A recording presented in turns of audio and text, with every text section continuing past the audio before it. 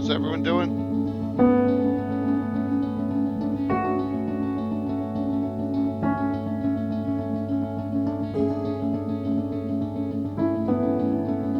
Good to hear.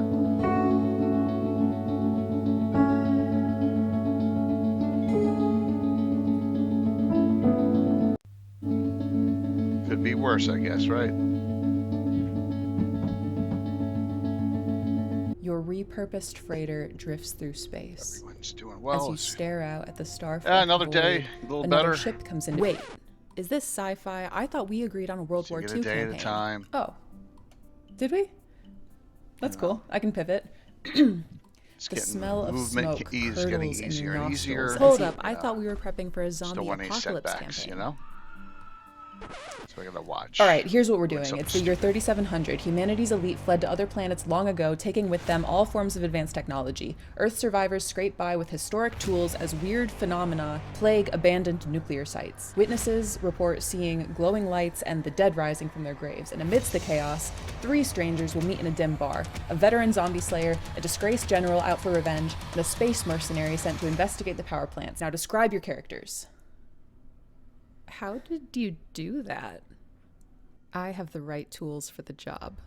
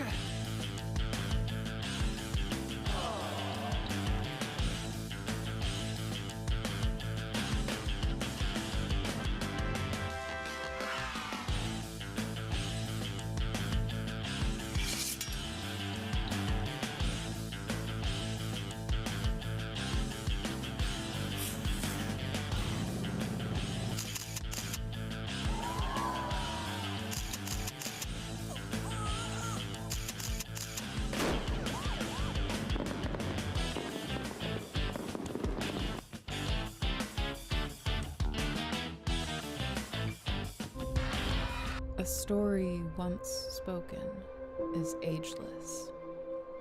The dungeon imagined without end.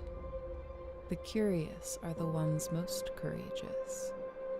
The tree that endures has to Here bend. comes Anna. Just waiting for Ed. From stillness the mad mage is stirring. From countless voices the castle takes shape. Zagig will test the enduring. Hey, Anna. Hello. Those unlucky Waiting on Ed. We're will good. never escape. Okay, good.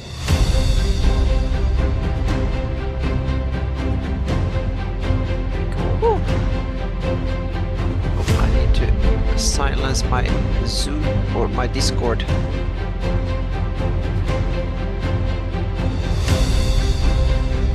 There we go.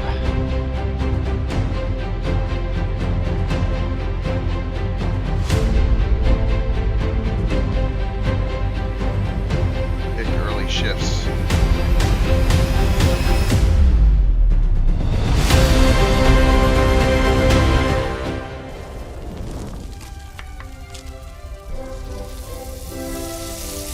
I think I got enough coffee in me. We'll see.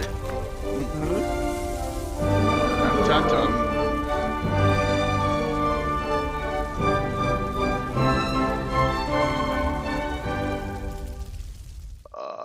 What am I hitting next? Oh, not that one. This one. Alrighty.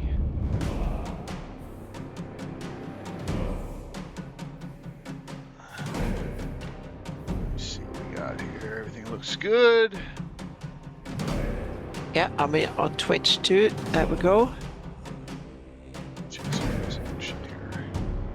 Yep. 2K streaming. That's great. Always want to check.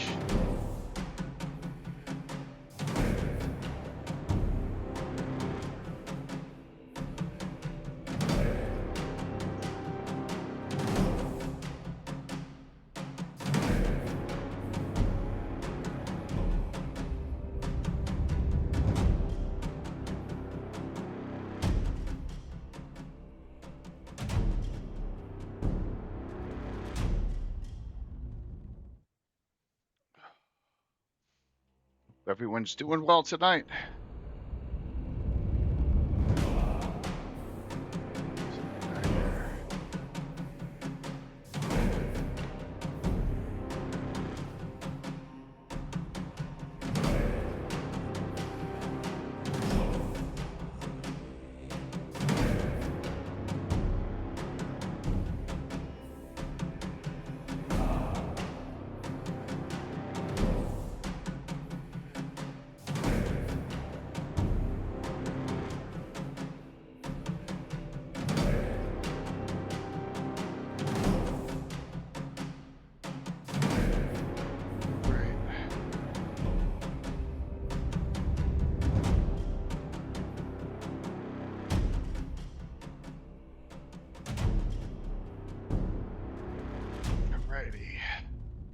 Yep. We're waiting Ed, so Ed normally hits it right on the nose. So. Yep.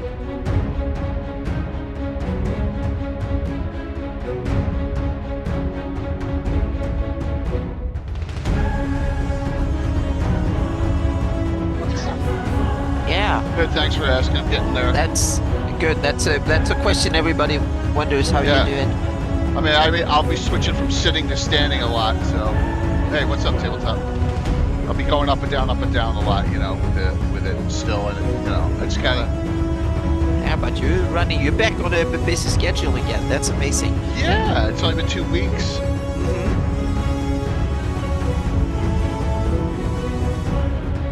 Yeah, my PT is very light with the hips. The surgeon doesn't like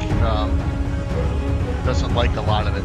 So I'm doing a lot of chiro stuff to stretch and do all that. And it's just walking is what he wants me to do. So I'm listening because the first one went pretty well. So, you know, just going through the motions. Lurk away, man. It's all good. Oh, we got some great giveaways tonight too. Let me start it up. Now, there's only one caveat to the one.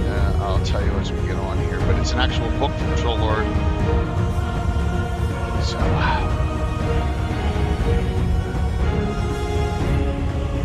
lot. Got slammed with followers just recently, so it's great. Yeah, well, like I said, Darky, I've had enough. 3 major surgeries in 9 months is more than enough. I'm done. I'm mentally I'm checked out on no more. Hey, Michael.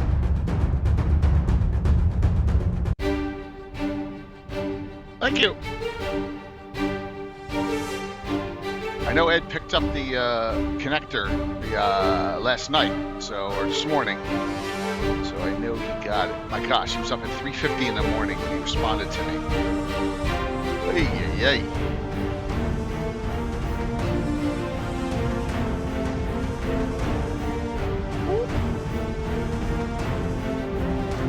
Yeah, Forge of Lore, welcome. Thank you very much.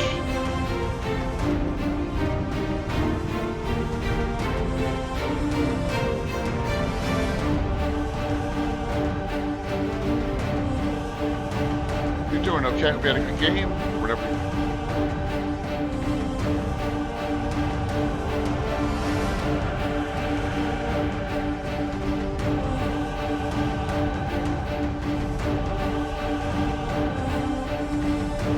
Yeah, we're just in time, but Ed's not on yet. So yeah, but please, Ed's normally dead on 7 o'clock. It comes on, boom, right at the correct time. So. Yeah? Oh, that's cool. That's cool. It's all good there, Curtis. Yeah, hello, Curtis.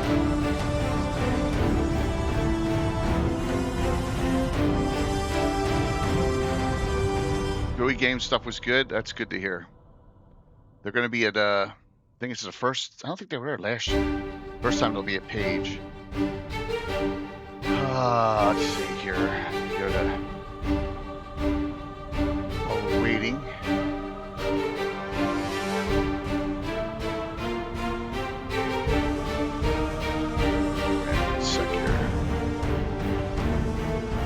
Yeah, it made 5e tolerable is what you're saying? That's cool. Yeah, Ed has never been late, so I'm not worried about Ed being late. Especially since I talked to him in the middle of the lane last night. Boing. Why? Thank you. I'm trying. It's just, you know, physical issues get in the way. As long as the mental issues don't get in the way.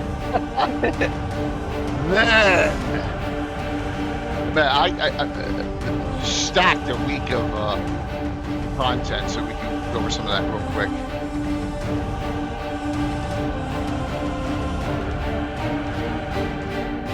Let's see here.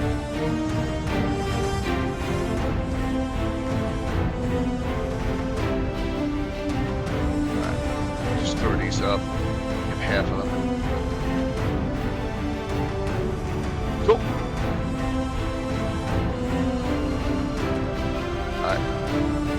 I'm coming. Anna and I are going to come live and just chat a little bit.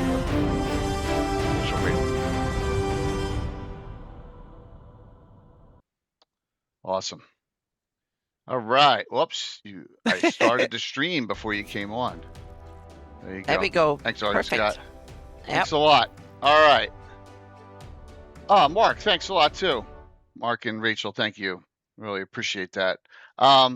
I got slammed here, and I got to do this real quick here. So 1, 2, 3, 4, 5, 6,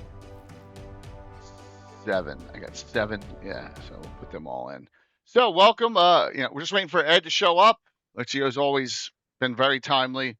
Appreciate you all coming on tonight and watching, and we're gonna have a fun discussion with him as usual. Go over a lot of stuff that's got a lot going on.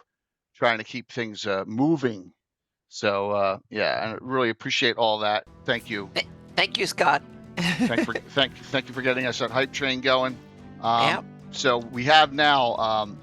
I'll go over this a couple times, but we have a great giveaway, and this is going to run for a while. These followers, like I said, I got a whole bunch of followers just recently. A lot of them came in from Robert Hartley's channel, which is very kind.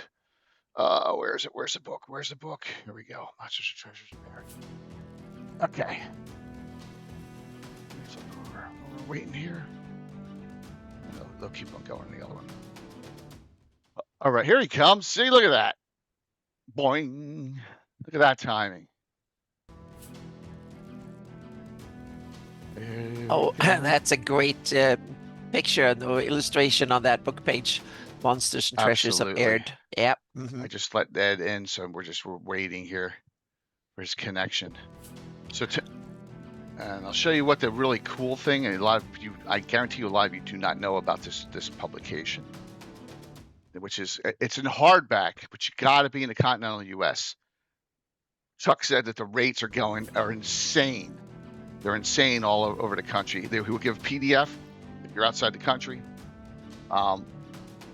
But we're going to give that, and we're also going to give a $15 gift certificate. There's Ed.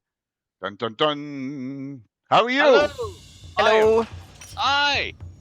How is everybody? We are great. Things are going well. Thank you so very much. I can function. It's been 2 weeks and a couple days since the surgery.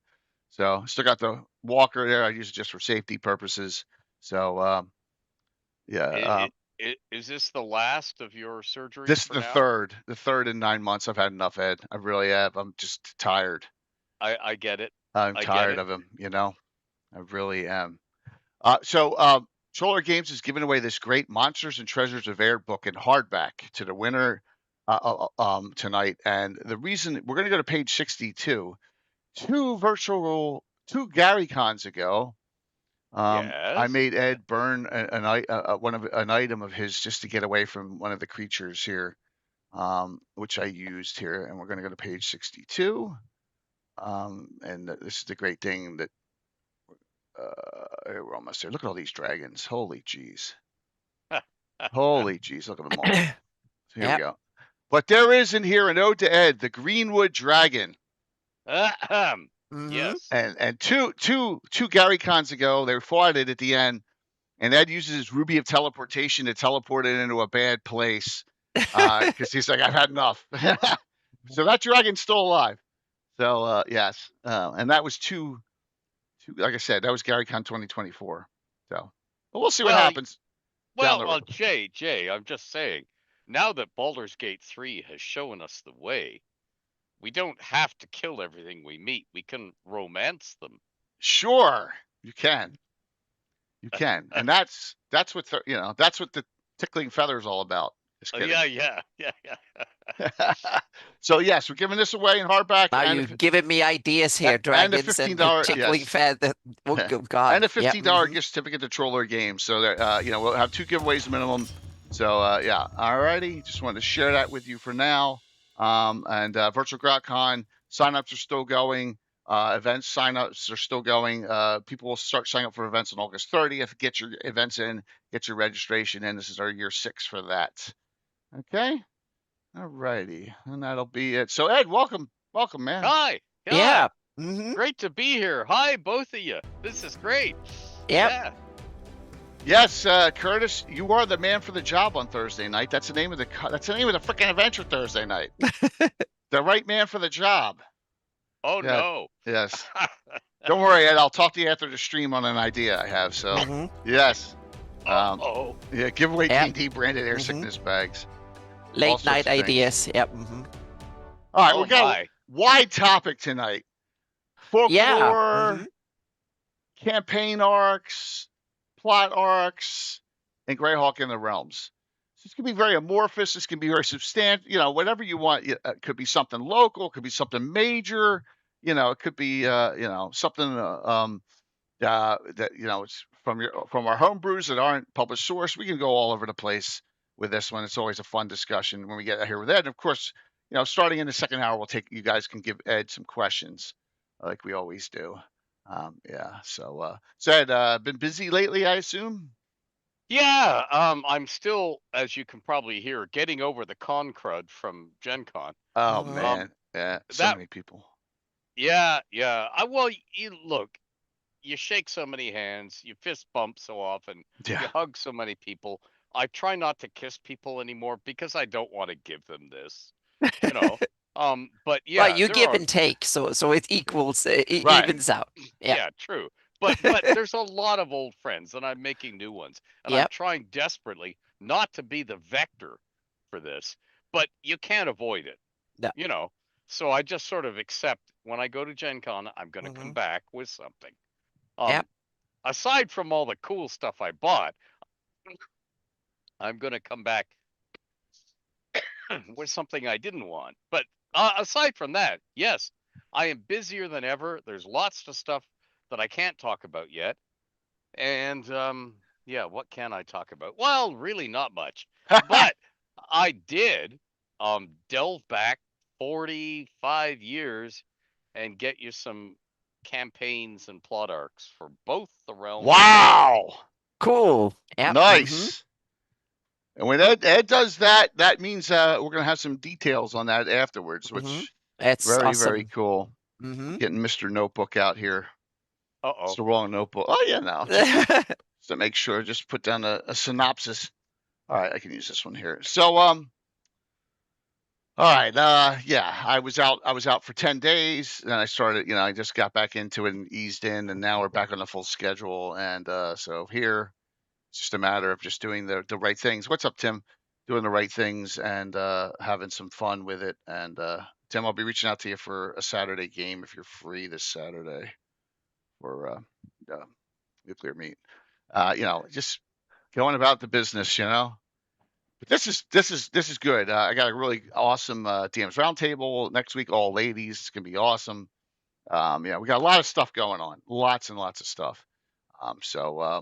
So Ed, I know you love, like I do, the long-term campaign plot arc, or like the folklore, like something is in the woods, right? What could it be? On a small scale, or or even a regional scale. There's all sorts of wonderful things you could do. So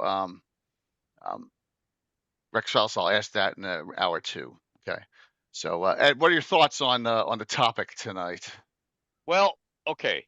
When you gave me this topic, I thought, okay, I'm not gonna go with the published official campaigns and plot arcs I because we love can that. all read those. We can all read those. I You love know, that. we've either played them or we said, nah, that's not for me, or we've devoured them as reading material. I wanted to do new ones. Well, okay, new to the wider world. That I devised for playing in Greyhawk and in the realms. So I want my campaigns to start small scale and locally focused because I like to start with first level player characters. It's the most fun. Yeah. Now, yes, you can die when you fall over on your nose Mm-hmm. until about third level, particularly if you're a magic user, with that 4 hit points.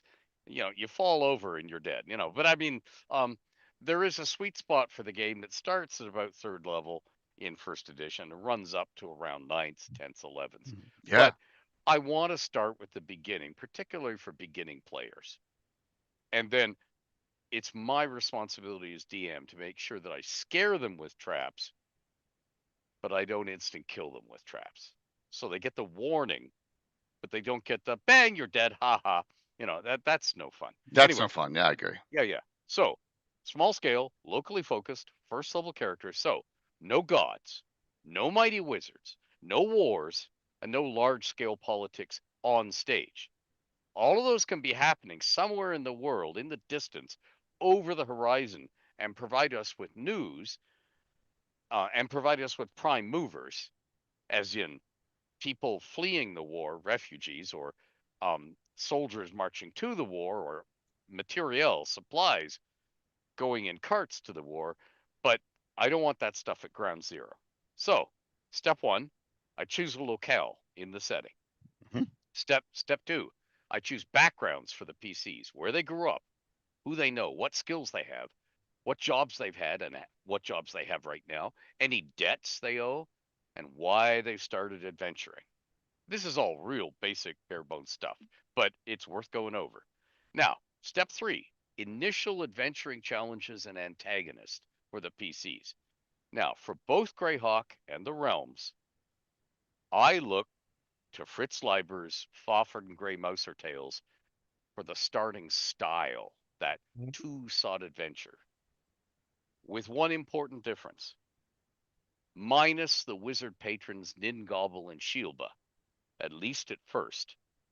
As with the way Fritz did it, they work better later on in play.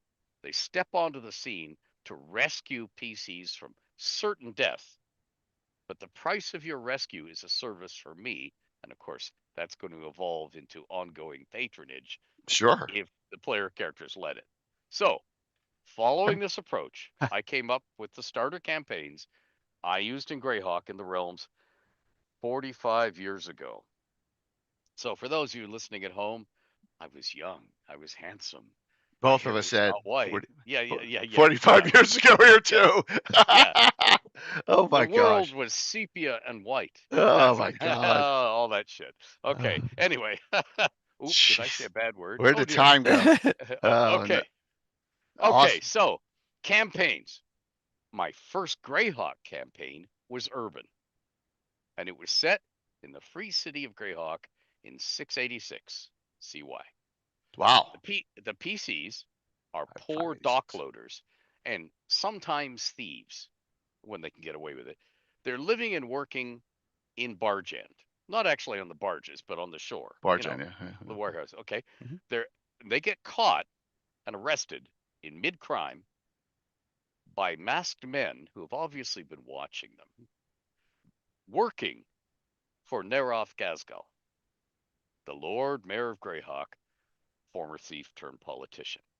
Now, the reason they're captured is rather than having the PCs executed, exiled, or dehanded, Gazgal uses those possible fates as threats to recruit the PCs as his dirty tricks, spies, and agents, operating off the books and outside the law on missions to find out what certain foes of Gazgal, an array of NPCs I created for the campaign. So these aren't from lore, these are my own.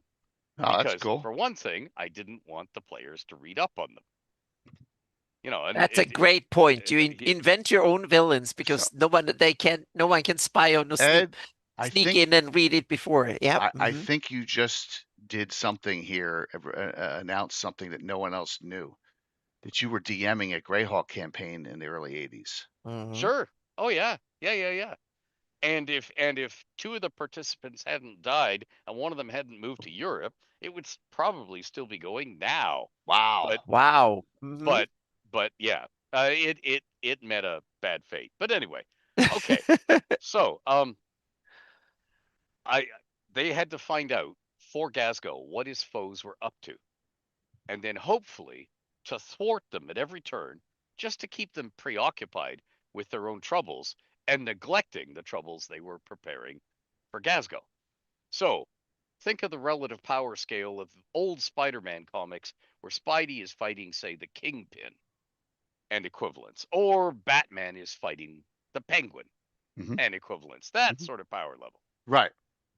So my second campaign in Greyhawk grew out of the first when the PCs were mid-level and being sent on missions outside the city by Glasgow to rival cities to spy and stir up trouble. And in that second campaign, the Divers. P- the PCs fell under the sway of an evil mage seeking the secrets of either lichdom or preferably immortality, who wanted to dupe the PCs into gathering grimoires and workbooks of wizards who'd gone before for her. She was wise enough to pose as Gaskell's new voice of contact to them, so That's they thought awesome. they were still carrying out Gaskell's missions, Mhm. and she also was careful to conceal from the PCs the true nature of what they were seeking. So she didn't tell them, look for content about lichdom or immortality. She was telling them to seek out this or that specific book. Not so they could guess at what was she's after, but they couldn't be sure. This mage was independent, not an apprentice of anyone, and she wanted to stay that way. Hence her manipulating others, like the player characters, into doing things for her without revealing her true name or even her wizardry. She pretended to have only the magic of worn items, like rings and bracers, but they were really powerless items, and the magic came from her spells. She used the false name Red Terra, and the players never learned her real name, which was Lahara Telthorn. And now I can say Lahara Telhorn because the campaign's over and Right. some of the players are dead now, so we can reveal it. That's Um, awesome. I may yet write it up sometime, and just Yeah. release a Greyhawk supplement on DM skills, but that'll Mhm. be my spare time. Yeah. Um, Now Okay. in the realms, it was a lot easier because um, I worked at public libraries, and as a program, whenever I could convince them to, I would offer D&D as a library program for teens, Ooh. which um, was way more popular than the two programs they had, which was um, Gaming with Ed. I can imagine that would Mhm. go fly well in any public library. it's better than first aid for babysitters, Yes. which was a mandated course in Uh-oh. Canada, Yeah. and good grooming for teens, which nobody came to. Bad grooming for teens would have Yeah, been That's more funny. popular. Yeah. yeah, Wow. yeah. So anyway, I would do these little side campaigns. Now they were really easy because I used the mechanic over and over again. You're in Cormier, where adventuring companies are outlawed unless they have a royal charter. So fortunately, you've secured a charter, but every charter includes a starter mission you must perform for the crown before you're free to pursue any adventure your heart desires. Mhm. So this forces an initial dungeon expedition on the PCs, and usually this was to cleanse an abandoned ruin of bandits or monsters, or both. One of these was a cluster of rotting, partially submerged warehouses on the docks of Marsember, but most of them were wilderland locations, like crumbling old keeps high in the Stonelands or the Thunder Peaks or the Stormhorns. And I was careful to have my bandits or brigands or monsters be scattered organizations, so PCs defeating one group Right. brought down on them the ire of others, leading Mm-hmm. to repeated fights rather than one and done encounters. Lurking behind the bandits were Zent agents sponsoring them and occasionally Ah. giving them hot tips about caravans or individuals to rob without revealing that they were Zent agents. These included a rather Saturnian individual named Murtan, who was a smuggler and posed as a merchant specializing in ointments, scents, and herbs, and an agile young thief, Dacer Tor, who was a spy for Zent allied beholder, Zaharalanko, and could sometimes call on the spying and fighting aid of some minor flying eyeball beholderkin who served that beholder. While spying for Dacer, the eyeballs were also spying on Dacer for their master, Zaharalango. So in every case, a simple low-level dungeon crawl with traps to frighten and warn but never slay led into ongoing conflict with new enemies that the PCs made while trying to carry out their assigned crown mission. So there you go. And I've got more. I can tell you more about plot arcs later on in So, so detail. I just found it interesting that you just can't go and adventure together unless you get approval in Cormyr, huh? Yeah, you have to have a royal charter. Okay, here's the thing. All wizards in Cormyr have to register with the war wizards. Okay. And anybody carrying weapons has to peace bond them, as in tie all those complicated strings, so they can't be drawn without. Excuse me, just hold on. It's going Right, to in take the me another city. 3 minutes. Okay. Yeah. Unless they're carrying an adventuring charter.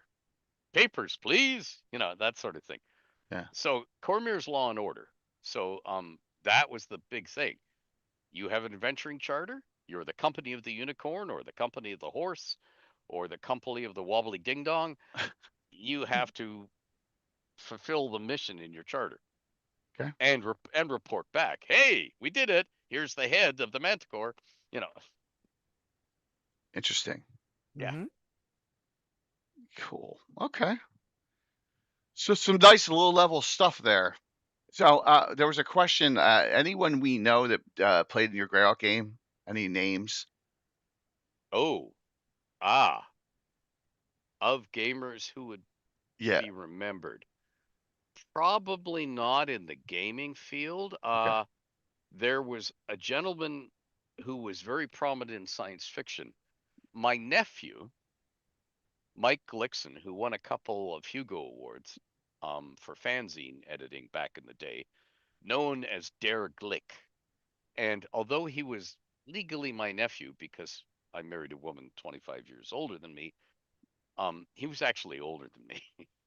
So, um, Nice. and he was prominent in science fiction fandom, all over North America back in the day.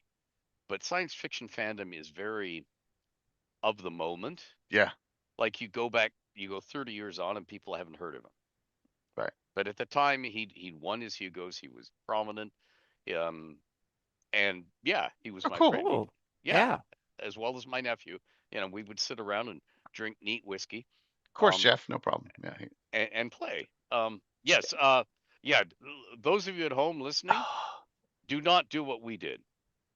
Do not drink whiskey like water out of large tumblers. All I can say is we were young. Come on. We've all done dumb things playing. Those long weekends, those long D&D weekends, drinking. Oh my God. Mm-hmm. Yeah. Mm-hmm. One Yeah. integrity was just fun. Yeah. Awesome. Awesome, Curtis. So, you get your initial setup, right? And then folklore. It's a very general term, right? But it can mean almost anything. But like, it can mean a rumor. It can mean like a oral tradition that's brought down, or it can be one of those legends, like, well, this monster appears this monster appears every 30 years, or something like that. So, and then it's kind of when I was trying to think about this for ours, I was trying to think of, man, I got to think of a couple, but Greyhawk Adventures has some, has some of these. They're not more monsters, they're more locations, you know. So Yeah, I think folklore can work two ways in role-playing games. First of all, you can use real, meaning real folklore from various parts of the world is what D&D is made of, so to speak. That is the basis of fantasy. And with folklore, I mean the kind of the bundle of superstitions that people in general used for their stories and their fears and whatever, so to speak, that they used to spice up the world before you knew things, so to speak. That and things for real. And a lot of people, it's that rich plethora of stories that led into fantasy. It's one of the legs that fantasy stands on, so to speak. But then you also have the in your campaign in-game folklore, meaning what do creatures and characters and inhabitants of your world think? Meaning, and that's the other side that you use folklore. You can weave things that aren't true. Some of it is true. yeah, Some of it is an it's understatement. true. Some of it is Good overstatement. So you point. can kind of weave that web of existence, so to speak, and world building and paint the atmosphere of where the character's living, so to speak. And that's the other way you can let one feed the other, so to speak, meaning take real world folklore and think about what would a medieval or the Mayan or an Inca or an old Egyptian, what would their perception of the world and what happens at night and what happens after death and stuff, and let that kind of influence how you can describe things and so on and so forth. I think that is kind of I use history and folklore a lot for inspiring stuff, and then weave it into your game, so to speak. When you think of what would an average Greyhawker know about the world? Of course, they will know almost everything about the quarter, the block they live in, and a lot about the city, but might not know much about high life or politics or the high and mighty because it's all about scream. There will be a crier yelling out stuff at the square, so to speak, they know about, and all the gossip that the various people would tell each other about it. But are those true or not?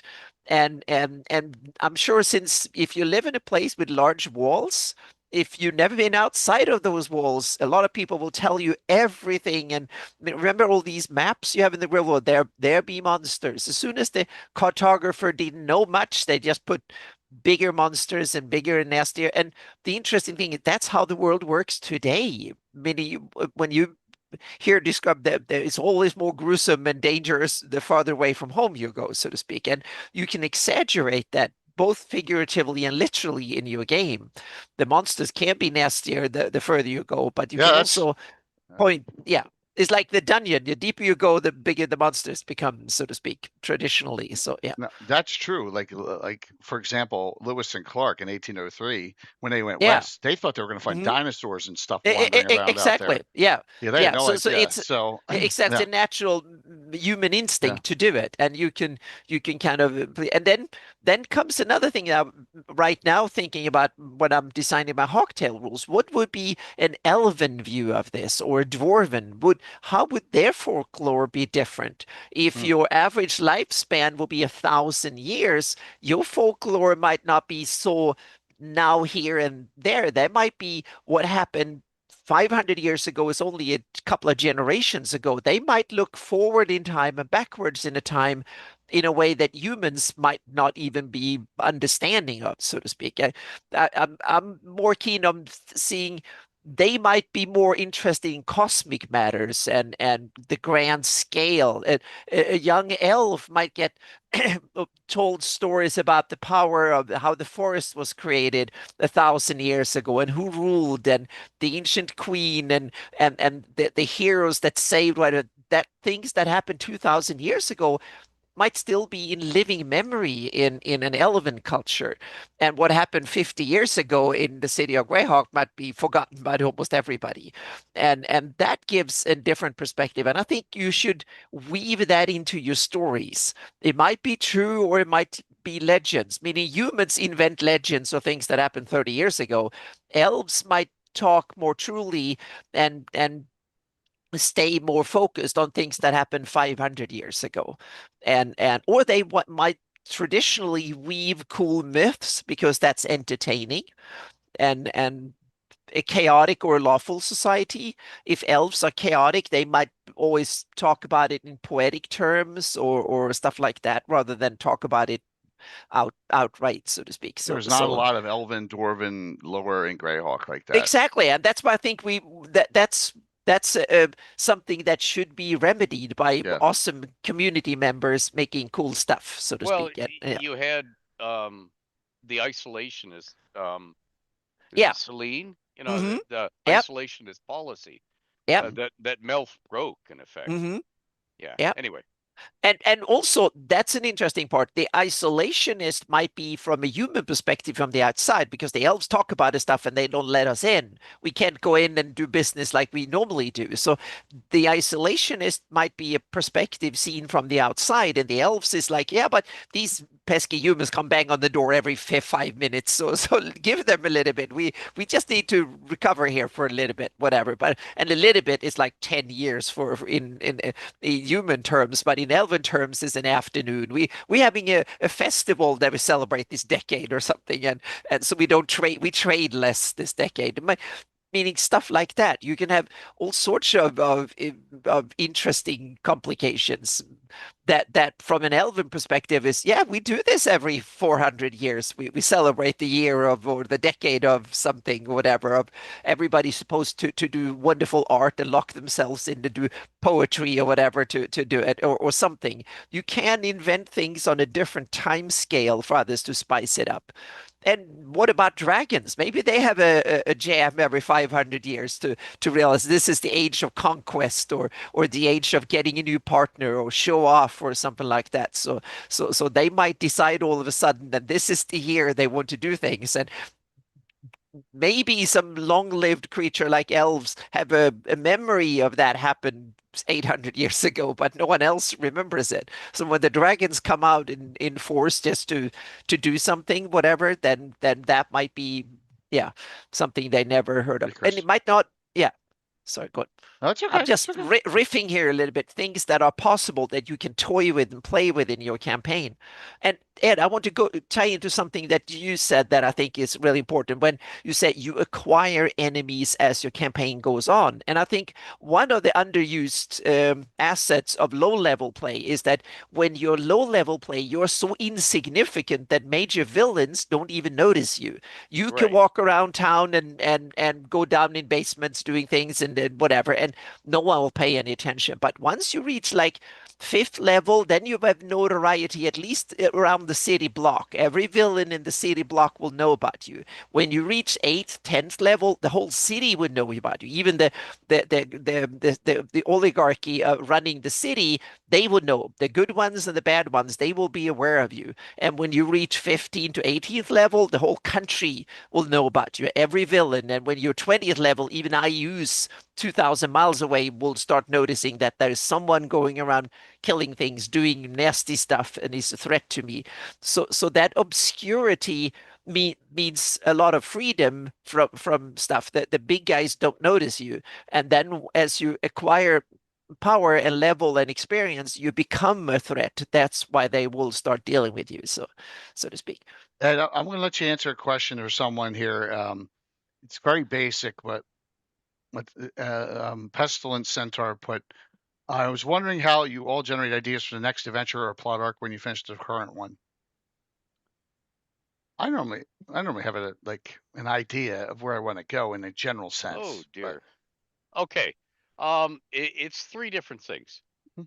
One of them ties into what you just asked about folklore. Yeah. You can do folklore of locations, and we mentioned that very briefly earlier. As in, you're wandering through the Wilderlands and there's a barrow cave.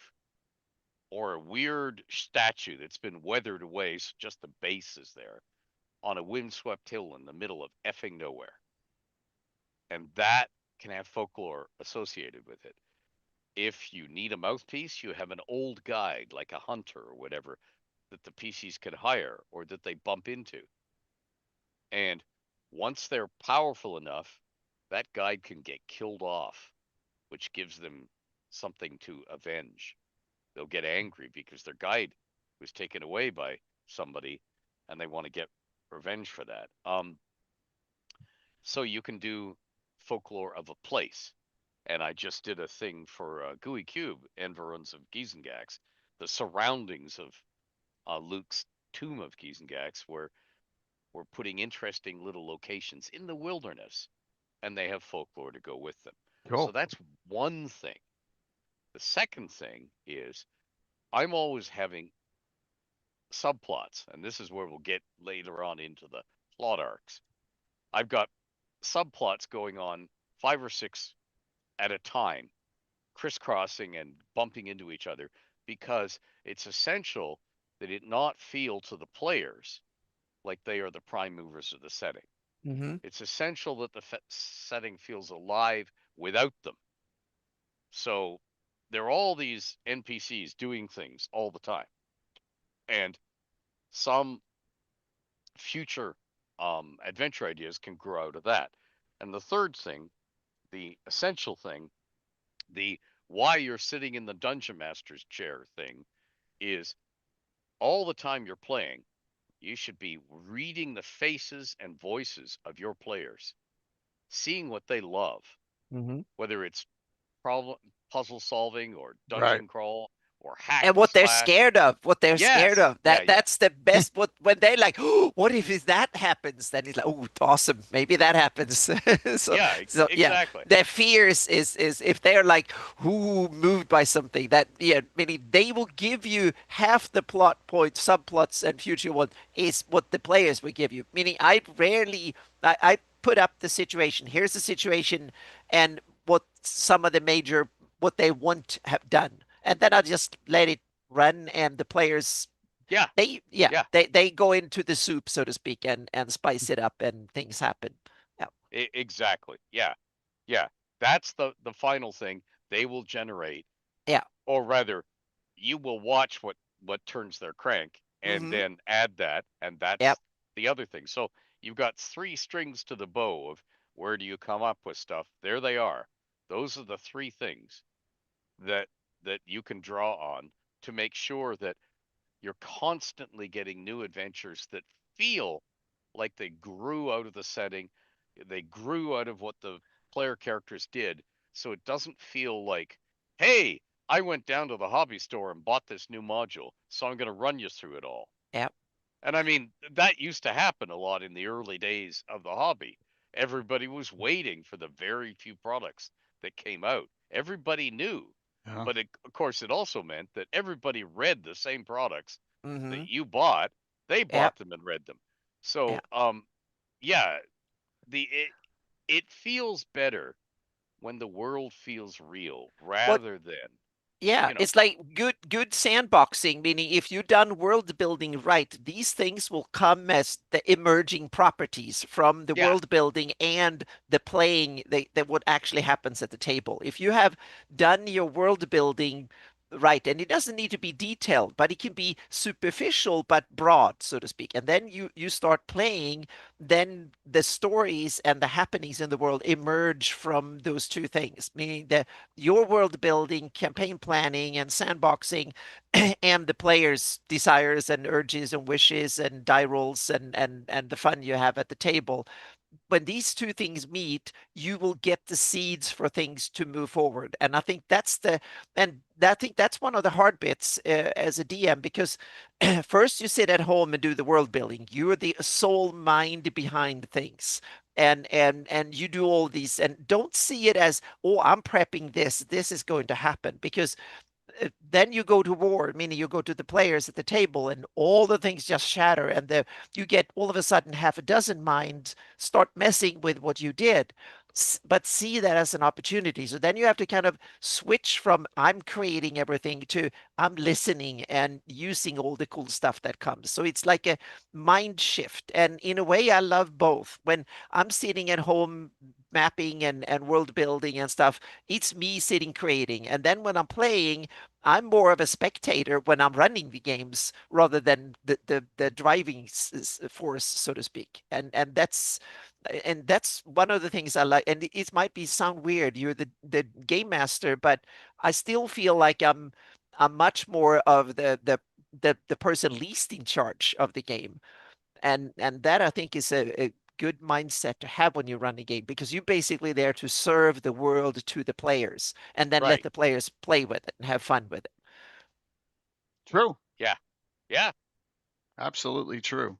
And there's a lot of directions you can go, and a lot of it comes Yeah. with comfort Yep. over time. Mm-hmm. No, I mean, DMing, it's just like anything. It's just you get it, riding a bike. Yep.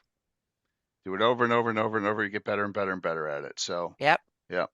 So, and that's the charm of it. So, but Ed's probably got some tidbits here, I'd say, right? You got some really cool things you've. I'm shocked. Oh, I did all not know right. you ran Greyhawk at all, Ed. I mean, I'm shocked after all Now we these have to times. interrogate you about this for the next Yeah, I mean, that's months awesome to here. know. I did not know Here that. we go. Here we go. Let me give you the plot arcs, because the other half of your topic was plot arcs. Yeah.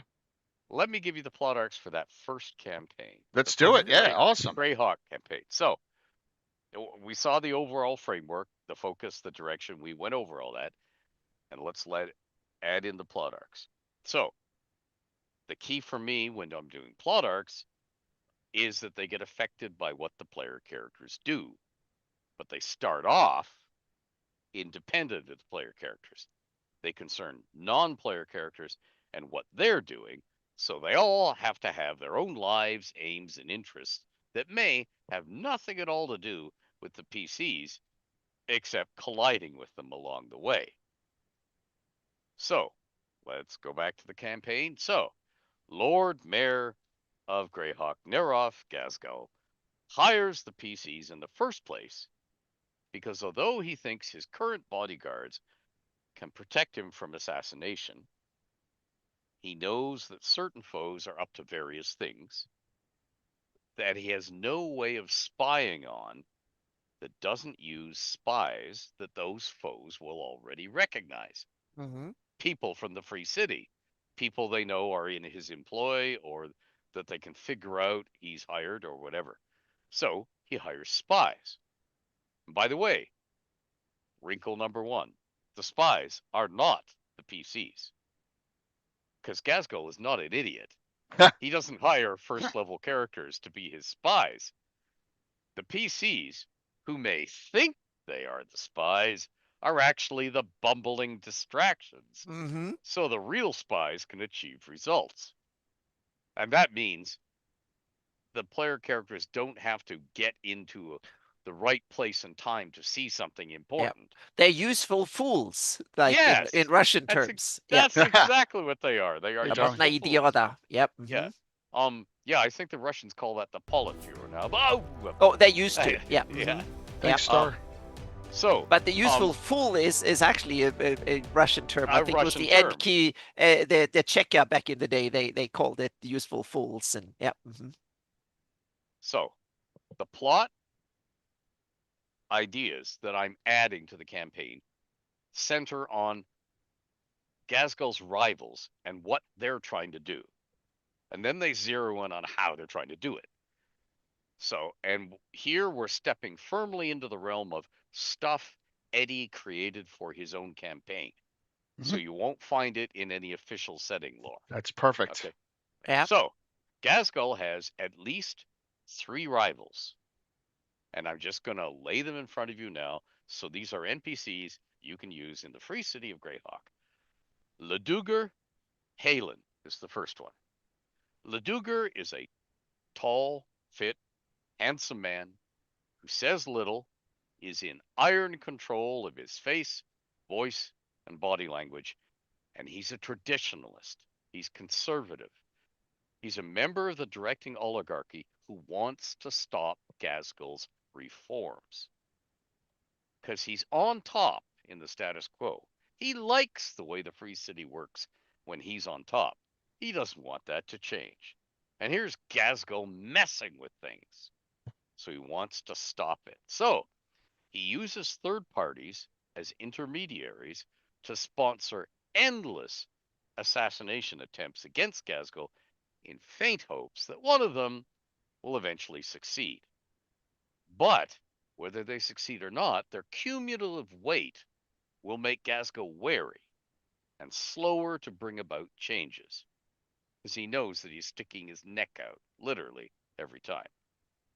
Leduger begins, and when I say begins, this is from the viewpoint of PCs starting play. He actually began a while before that, but to the PCs, it's beginning now that they're at the gaming table. He begins his active work against Ghazghkull secretly, using the intermediaries, founding a real coins movement amongst city shopkeepers and stall vendors that only accepts the drab, iron, Hey, George. bit, brass, Z, bronze, and common, copper, coins. This includes, again, using go-betweens, established thieves, and thugs who need the steady income of his pay, deploying gangs to kill or maim all watchmen who act against any real coin member or supporter. Leduger owns copper mines in the Cairn Hills east of Blackstone, and he's now actively seeking new markets, funding alloy makers and the like, because suddenly a lot of his copper that was used for coins isn't being used for coins anymore. Leduger doesn't hate Ghazghkull. He just thinks Ghazghkull is pursuing entirely the wrong policies. Like, we elected the wrong guy and he's an idiot. Now we're going to have to fix things, sort of thing. And the Free City and Greater Greyhawk, the domain of Greyhawk, has to be saved from them. Because he doesn't hate Ghazghkull, he's calm, he's patient, and he will shrewdly consider next moves as events unfold in his covert war against Ghazghkull. He will initially regard the PCs as too useful, as loose cannons who can be redirected against fresh targets because they're dolts, to be eliminated. So that's the first guy. So you don't have to give us detail. Any class on him? Mage? Thief? I deliberately left classes out because that is what I wanted to develop as play went on and as the player characters went up in level. What is his power base? Is it coming from one of the other guilds or Mines. religious Money. background or somewhere? Is it a rich merchant or whatever? Because if you want to get into the power play there, you need to have a power base somewhere, meaning Nereth Ghazghkull come from the Thieves Guild, but there are many other powerful entities. Have you seen the Johnny Depp Lone Ranger movie? No. Okay. The Transcontinental Railroad in that movie is run by a bunch of financiers. And all we really see in the movie, there are two who speak, and then there's their underling who becomes the main villain of the movie. Okay, so there's the chairman of the Transcontinental, who is a mutton chop side whiskers blowhard. One of these guys who's used to public speaking. He actually gives the Lone Ranger his name. This Lone Ranger, But there are over a dozen guys in the movie who wear suits, lift champagne glasses and toast people, and otherwise say nothing. He's one of them. He doesn't. Cool. He's not a bombastic guy in public. He's very calm and calculated, and he's very quiet. Because he has figured out years ago that being loud and bombastic paints a target on your back. And it's also it's interesting to have someone like that as a villain, because he's not he will try to get to Nereth Ghazghkull politically rather than physically, because he doesn't want to have a blood stain on his reputation. So he wants to make sure that Nereth Ghazghkull fails in his political undertaking, or partially make sure that Nereth Ghazghkull is seen for economic misfortunes of the city and blah blah blah and stuff like that, rather than attack him outright. Because the key bit is to not be seen as the villain either by the population, even more not by Nereth, but especially not by the population in general. You want to be seen as the good guy by them and the bad guys. So that's awesome, and that I think it could be an interesting way of using politics indirectly to engage the characters, because the characters are not directly involved in the power struggle. They're just being a pawn, and then that will lead to interesting possibilities. And also then the players will say, we don't want to be pawns anymore. We either hate everybody and we want out of the whole thing because we're just being fooled, or the other way, oh, we want to be players, not pawns in this game, and they get into the fray rather than just being part of the game, so to speak. And so then, meaning break out of the game can be difficult too once you're being used as a pawn. So that you can you can do all That's sorts of just Oh, the stuff. yeah. first one. Yeah. Yeah. And you see, I grew up in a nouveau riche neighborhood Yeah. of north of Toronto, in what was then the borough and later became the city of North York, and then got absorbed into Toronto.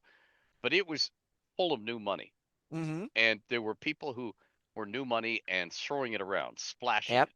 There Which were is people. seen as the a problem with people with old money, so to speak. Yes, yeah, Yeah. Mhm. yeah, Or an asset, depending on. Yeah. yeah, exactly. And I used to get warned by my father, you know, when we're out visiting and so on. I don't want to see any of the arrogance you see around you from your classmates and their Yeah. parents. Because if you are on a large estate and see an old man with dirty clothes and a fork gardening, that's probably the Duke. Yeah. Mm-hmm. You know, somebody who's got his nose in the air and is immaculate is probably a servant. That's Yeah. Probably. funny. Mm-hmm. You know, it was a warning. It was one of those little life warnings. Well, Yeah. this guy is one of those quiet guys Okay. because he doesn't have those sort of ambitions. He just wants to maintain the status quo where he's on top. Right. He Right. doesn't have to make headlines. He doesn't have to be seen with um starlets in his pool. You know, none of that stuff. His goals may be get more puppets on the oligarchy so that he can take control of the council, and that's how he's going to sway power against. Now, if he's not going Yeah. to take him out, Yeah. he may do a political takeout, not a yeah. Yeah. Yeah. Just sideline the guy. Right. And I mean, think of American politics or Canadian politics. There are plenty of guys. Okay, in American politics, it's more often that if you get to the highest office in the land, you retire and you're done. But there are an awful lot of statesmen, say the Barry Goldwaters, the Jesse Helms. They never get very, they never get as high as they might want it to be, but they're still on the scene Mm-hmm. as a talking head, as a gadfly. Their opinions matter. Mhm. Yeah. Okay, And and also, oh, sorry, go on. no, I was just going to say that's where Glasgow might end up with if this guy successfully shoves him aside. Mhm. He'll Sure. still be on the scene. He just can't get done what he used to get done. Yeah. And when you touched on real world politics, this is not a real world politics, but one of the things that I think is interesting, even in fantasy politics, just like in real world politics, is the age of the top tier.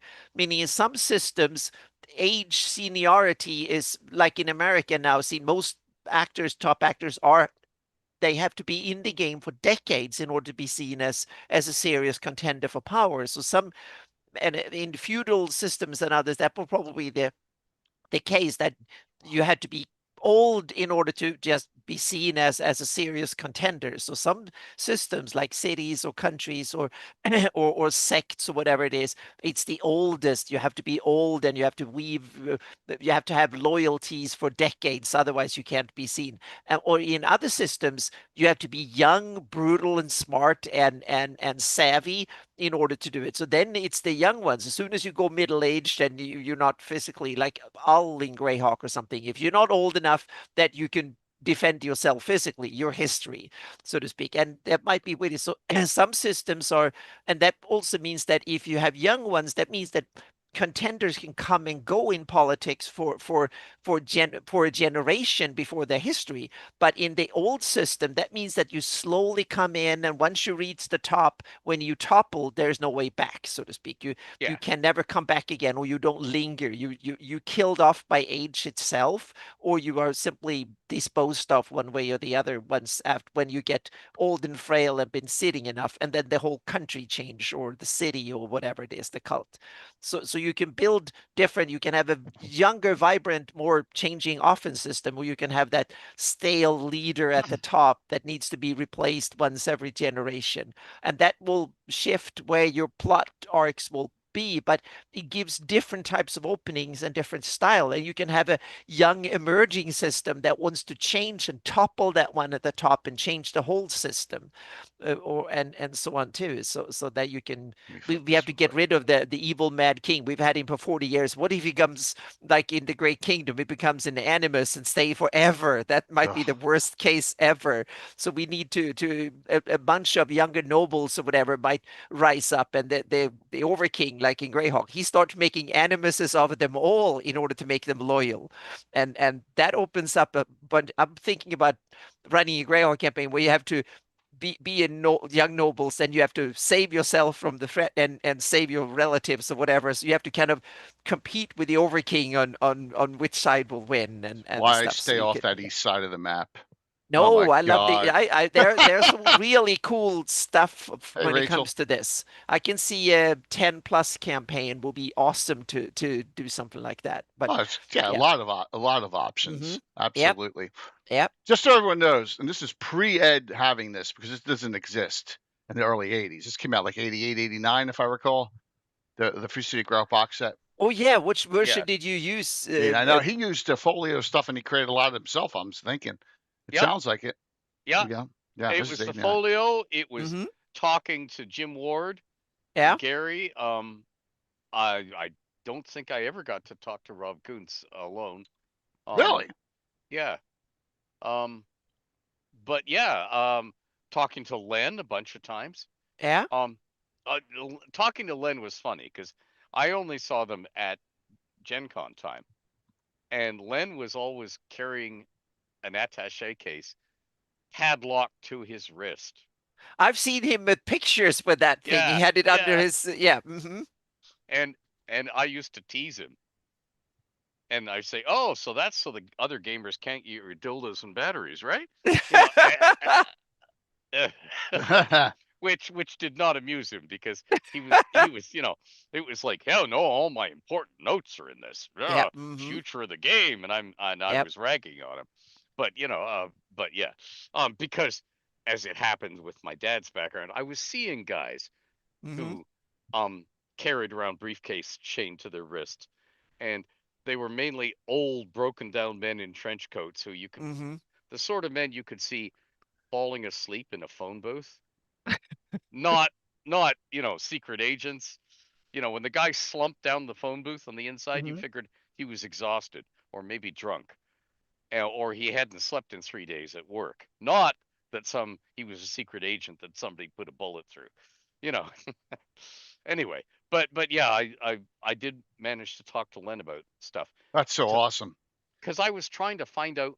You see, Greyhawk was a patchwork. That it was, and story-wise. Oh yeah. In some ways, it still is. Yeah.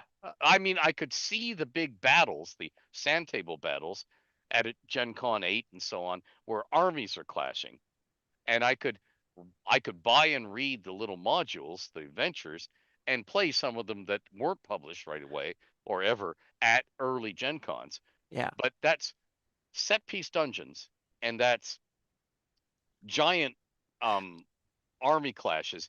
And okay, what's the daily life and the politics in between when we're not talking about orcs marching out of the plumage, the Horde Society going on the rampage, old Ayus? It was like, what's the daily life like? Where does the grain come from? That sort of stuff. And that's sort of where they'd look at me blank-eyed, like, gamers don't want to read about that. Yes, they do. I was going to say that was because Greyhawk has clearly that coming from a wargaming. When you reach the old folio and even later, you still have the number of soldiers of different types of heavy cavalry and so on. So you have that war.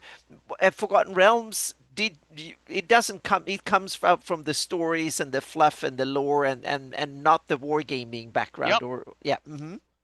So just note why I brought this up real quick, and these discussions with Ed and what he has done here.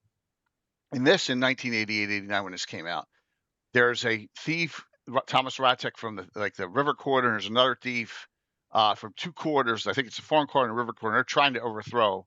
That's part of the subplots in this. Well, Ed's done this. This is Ed before this even came out. Just putting that in there. You do have a published source one where you can elaborate. We did it. We ran an entire Thieves Guild war. I'm going to say late 90s, early 2000s. Okay. With it and played it out in this. But this is just shows you don't need to have this box set to do great stuff in Greyhawk City. Yeah, I'm trying to. there's What I'm trying to many say. other cities, or you can even invent your own Right. city I somewhere. created his own, and they got some real depth to it. So, Yep. Yeah. why don't we hear about the next one? Well, I wish, what I wish we'd had, say, the Malden map. You know, Oh where my God. each individual building is properly. I wish we'd had that when I was playing in Greyhawk. Yeah. Because all I had to go on was, okay, the city's vaguely laid out like this, and I didn't have time to do more than 1 or 2 street details, like little neighborhoods, Right. because I was working away on the realms all the time. And I kept saying, where the hell's your city? God damn it. I want the map. I want, Right. The old thing, the sewers. Where does the poo flow to? Come on. Yeah. My player characters are going to be down in those sewers. I need them mapped, But anyway, okay, yeah.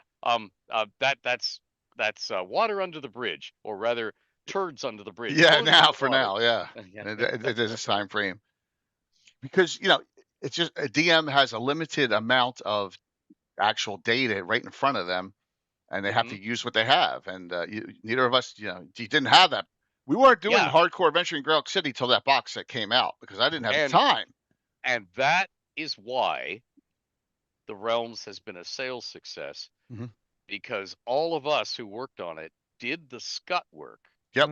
So you can spend your time spinning adventures and having fun with your friends. Yep. Yep. We did the boring work. We paved the roads. We put in the flush toilets, so you guys can live in the setting.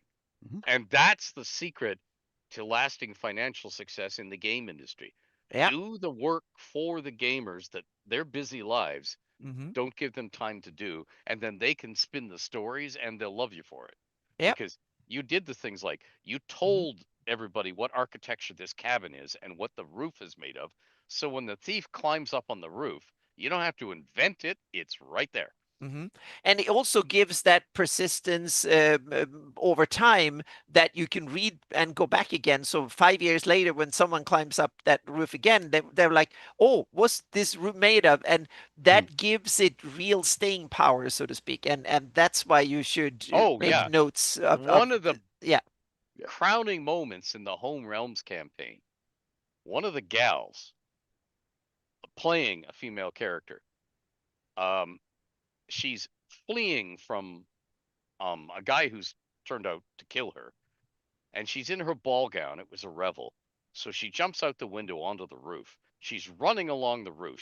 Her gown is getting caught on everything because it wasn't meant for what she's doing. Yeah, and she has the stuff that he wants is hidden, but it's hidden in a locked coffer that she slid behind one of the walls, and she's deathly afraid he's going to find it. She rips the key from around her neck, which is on a really fine chain, so she can break it by giving herself a slight wound and a horrible mark on her neck. She can literally pull the chain and it snaps, and then she shoves it under a shingle. They're shakes, actually, cedar shakes.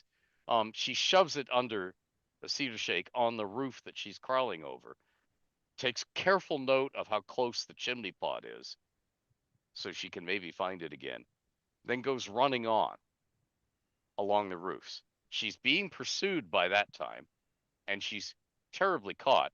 So the next thing she's going to do is jump down off that roof onto a lower roof and spend about 30 uncomfortable seconds tearing off her gown. Don't worry, listeners, she's not naked. She has all these petticoats and foundation garments on underneath it.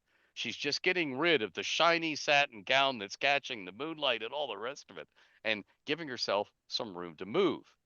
And then she's running along the next roof with her belt dagger, her little defender of chastity dagger, slicing away at her petticoats to turn them from ankle length into what the the equivalent of a miniskirt Right. in the realms, so she can get away. And she gets away, and 12 years later of real time, they are adventuring, and she goes, wait a minute. And she goes, window, that roof. Yeah. And she says, boost me up. I'm going up on this roof. And she goes up and she finds the key 12 years Yeah. later. That, I And mean, they that's were like golden. whooping and hollering. Yeah. Yeah. Yeah, Love that's it. golden. Long Stuff like term. that is so awesome. That's what, yeah, that's why you should go back to places you were, both because it gives you a chance to reuse old adventure planning and world building, but it's so much fun. Yeah. And yeah. The long Yeah. term arc. They're jumping up and down and whooping and hollering, my players, Mhm. like, somebody had announced she was pregnant, or somebody had announced that they were going to get married. They were like over the moon. And all they'd done is found an imaginary key from 12 years ago. Yep. But it was, anyway. Okay. Mhm. So, Awesome. I got two more guys. Yep. Well, one of them's a gal. I've got two more villains, rivals of Gazgo. What's up, Brett? Hello. Go for it. Okay. Number 2, Raressa Ondith. Raressa Ondith, spelled Andith, pronounced Ondith, is a plump, short, middle-aged woman of shrewd intelligence and withering sarcasm. Her gaze can have daggers in it when she wants it to.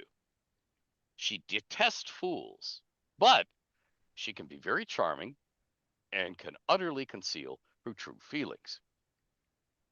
Well connected as the daughter and, and sole heir of a very successful but politically silent city builder and landlord, the deceased Almder Andeth, Raressa lives off the rents and building fees of the empire her father built while guiding that empire, and she sees the reforms of the Lord Mayor as harming the economy of the free city, and so costing her coin as the growth of the city slows and building starts falter or are abandoned. From her youth, when she did so on behalf of her father as a messenger and errand runner, she has acted as a backroom go between among guilds, negotiating secret no compete agreements and price fixing acts.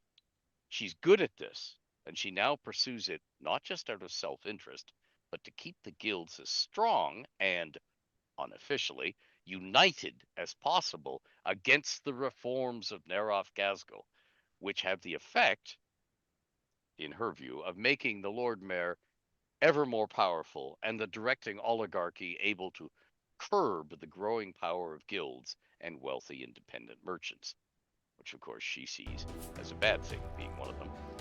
Thanks, Andeth Patrick. believes backroom deals among those of wealth and power result in the best governance, not the whims or tyrannical tendencies of any autocrat. She doesn't want Gazgul assassinated because she thinks the power struggle that would inevitably follow would cost all merchants sales and lost property, and might lead to the rule of a worse tyrant. Mhm. However, she wants Gazgul's reforms thwarted constantly to keep him busy and to make him reconsider some of his aims.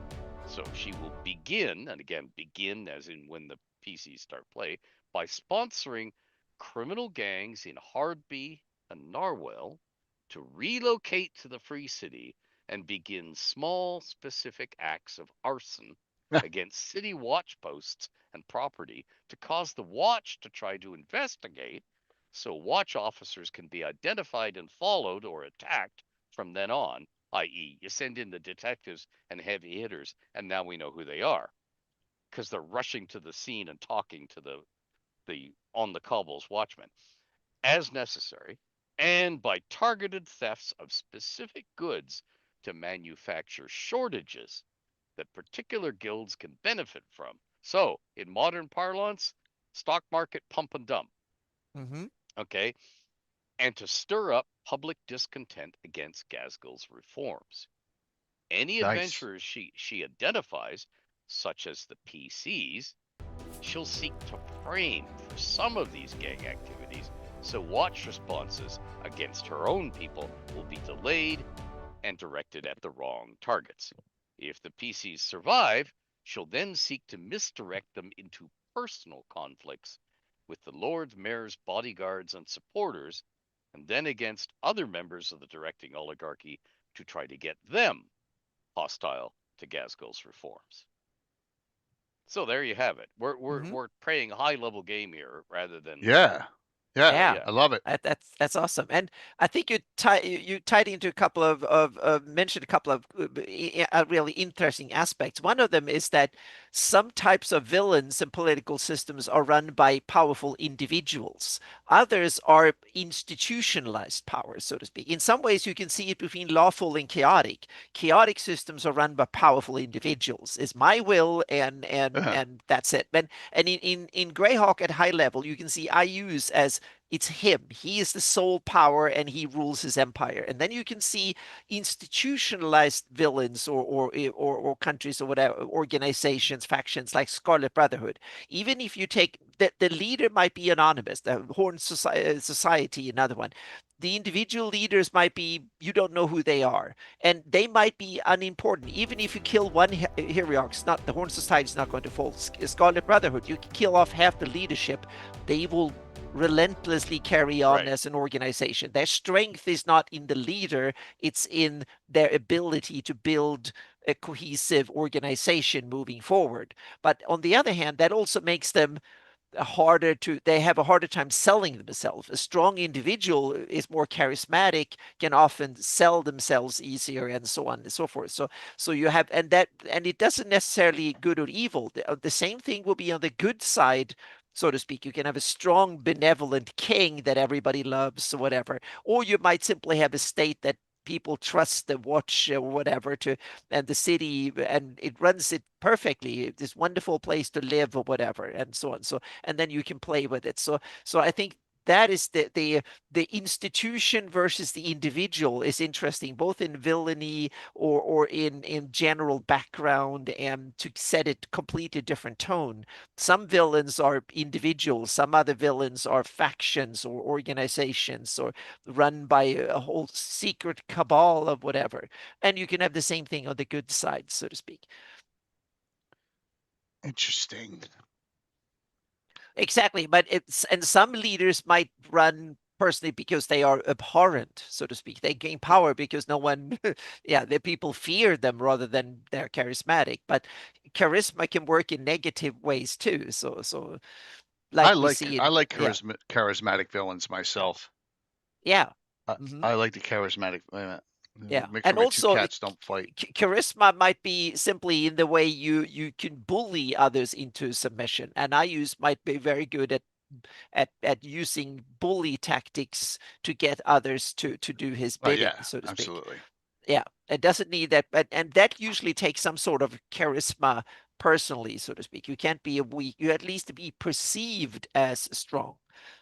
You don't really need to be strong, but you need to be perceived as strong, and so on. And then the leader might weaken, but the people around them are still dependent on having that figurehead at the top. So they're like, in some countries, you wheel the old dictator out to prove that he's still alive, so you can rule in his name, so to speak. And that could be the same thing in the real world, meaning you can have like an old dragon that lives in the mountain, and he's supposed to come and his guards, so to speak, say, "Oh, we need to collect all the treasure for the dragon so he doesn't come and slay us. The dragon is killed, died long ago, but you still need to go on and do it. Otherwise, the dragon will come and kill us all," or something like that. So and they go on doing it. And if that's been around for 100 years, whoever inherits that scheme wants to keep the tradition going.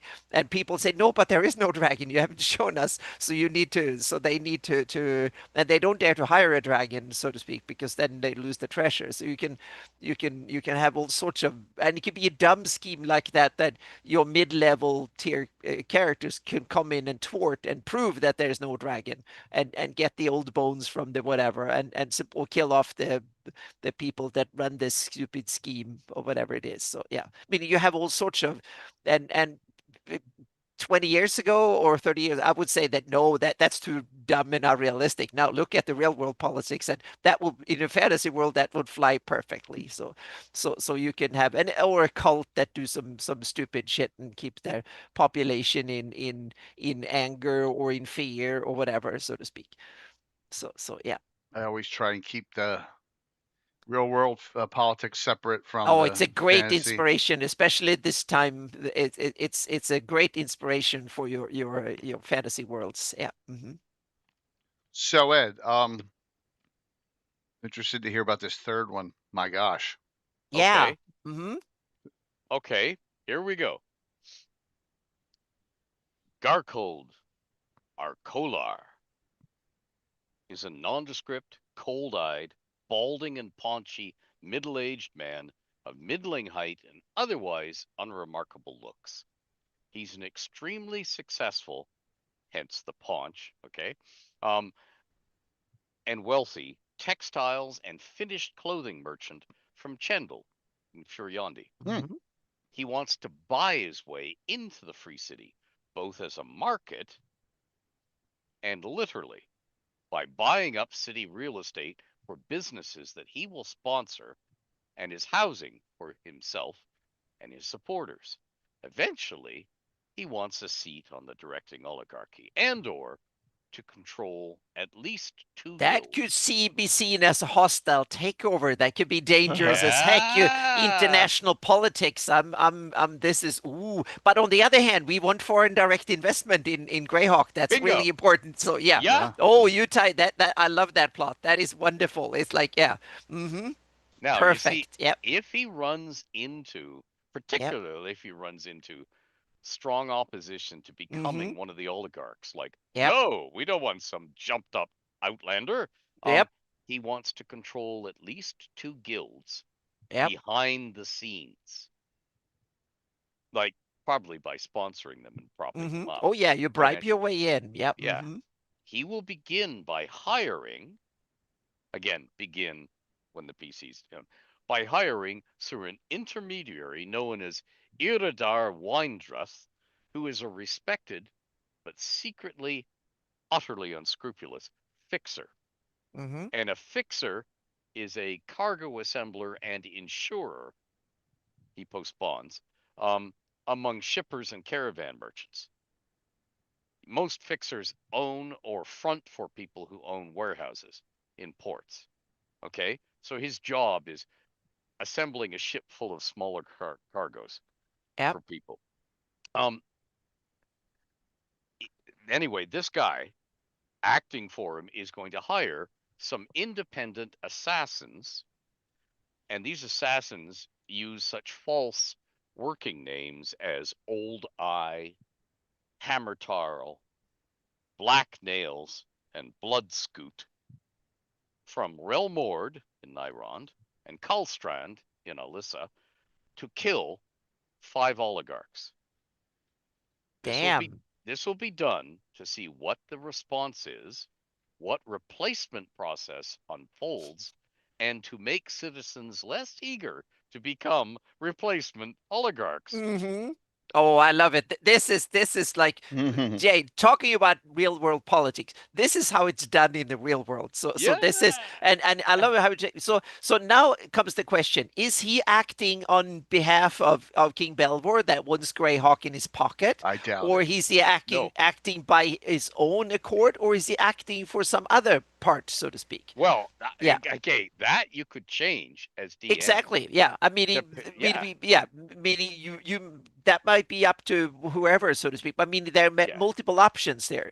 Or he might act on behalf of Belvor, but he might use methods that Belvor doesn't approve of. So if Belvor finds out what the heck he's actually doing, so that mean he can maybe got the charter, Bell will say, "Can we make an inroad?" And he say, "I'll fix it for you. I fix it for you, Your Majesty." And he goes and does it, and then he does it in a way that Bell would never approve of, and does it, so to speak. And so Yeah. there's multiple levels here, and all of this similar stuff happens all the time in the real world, and so Yeah. take inspiration from it, and also that he can be seen by some people in Greyhawk as a savior, others as a big threat, and to almost everybody as an opportunity, because there's fresh money coming in. He stirred the pot, and he's and a lot of people he can just say, oh, he's a Freudian bit. Half of citizens of Greyhawk, especially the poor people, will say, look at these, the Freudian king, he's benevolent, he treats poor people well, whatever, and so on. So he can, and then secretly he murders other oligarchs. He hands out and support the Heronian faith. He hands out food and healing for the poor and stuff like that. So yeah, it's an awesome plot. So I love Now, it. It's now fantastic. remember, folks, I was writing this 45 years ago. Yeah, I was going to So say yes. yeah, Oh so wow. these are Yeah. universal real Yeah, world exactly. politics. This is Yeah. how it's been done since Yeah. antiquity, and it will work. And that's what I'm saying. Politics works have the same basic mechanisms.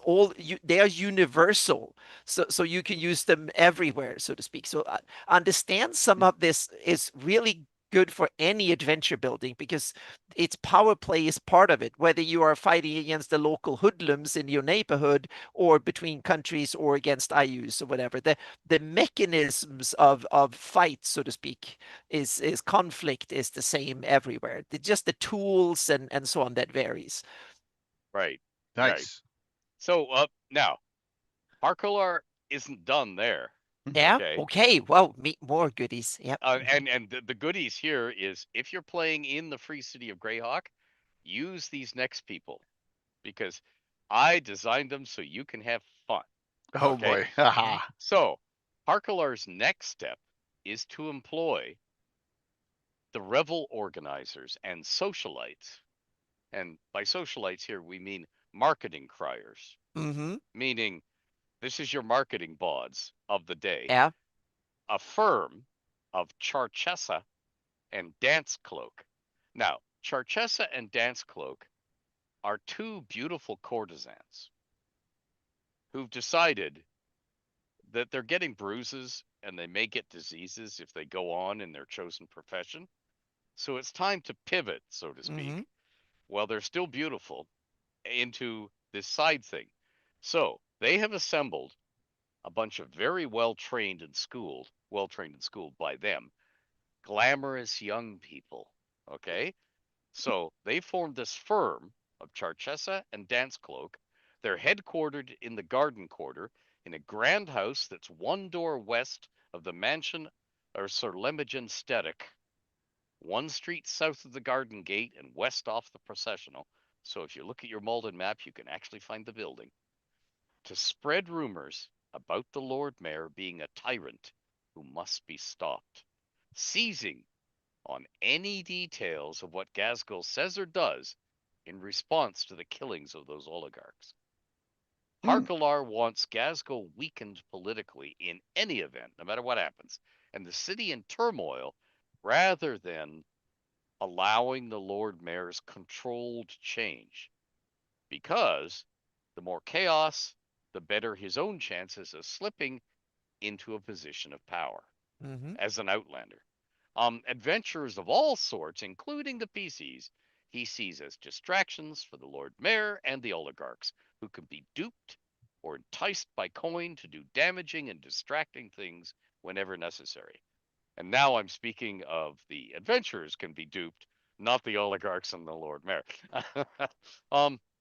So from these initial rivals, I then, as Dungeon Master, I sit down and spin new plots as the campaigns unfolds.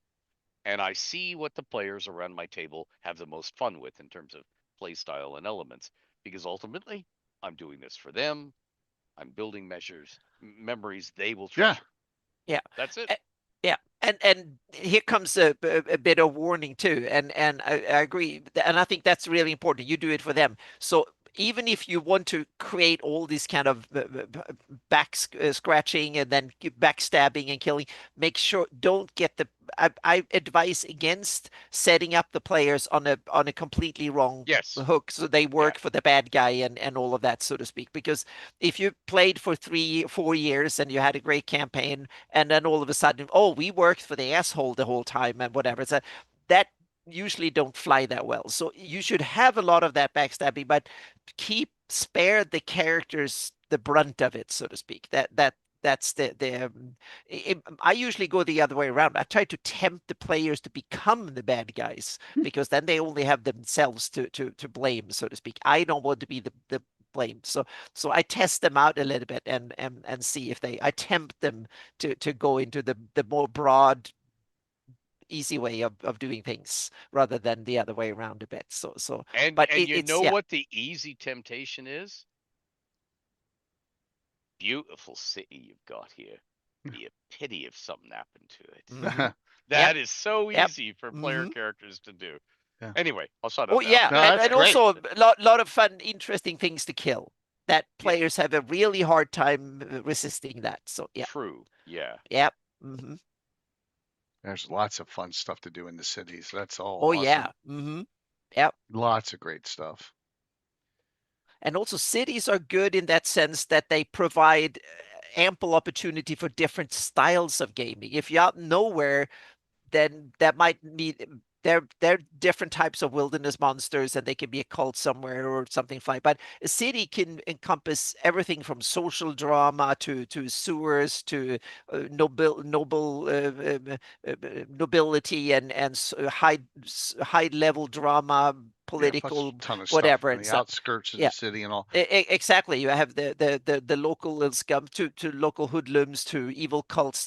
It's a condensed version of the world in a lot of sense. And I'm going to tie in a question that Rick Fellis asked in the first hour on this. What style was this in a sandbox? Did you do this, or Oh was it? yeah. Yeah. Okay. Yeah. Because I'm okay.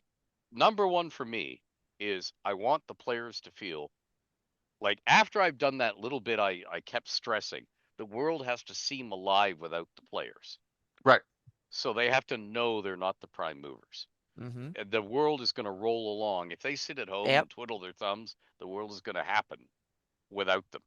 Yep. The moment you've established that, I want them to be in the driver's seat. I want them to matter as adventurers. I want them to change the course of the world, Yep. not continually react to the latest monster I've thrown at them.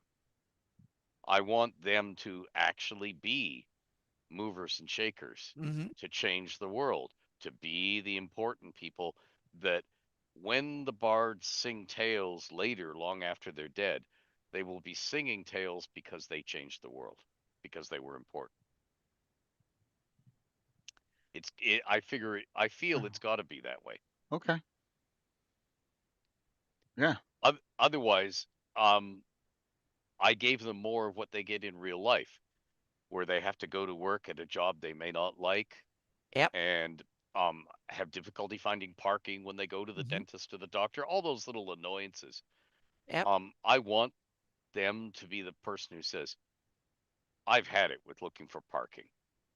And you remember, and kicks a car out of the way because they have the strength to do so and saying, we're parking right here. Yep. And when this guy comes back and bitches about him moving the car, I'll take it up with them then. And you go, oh, and that'll go well, you know.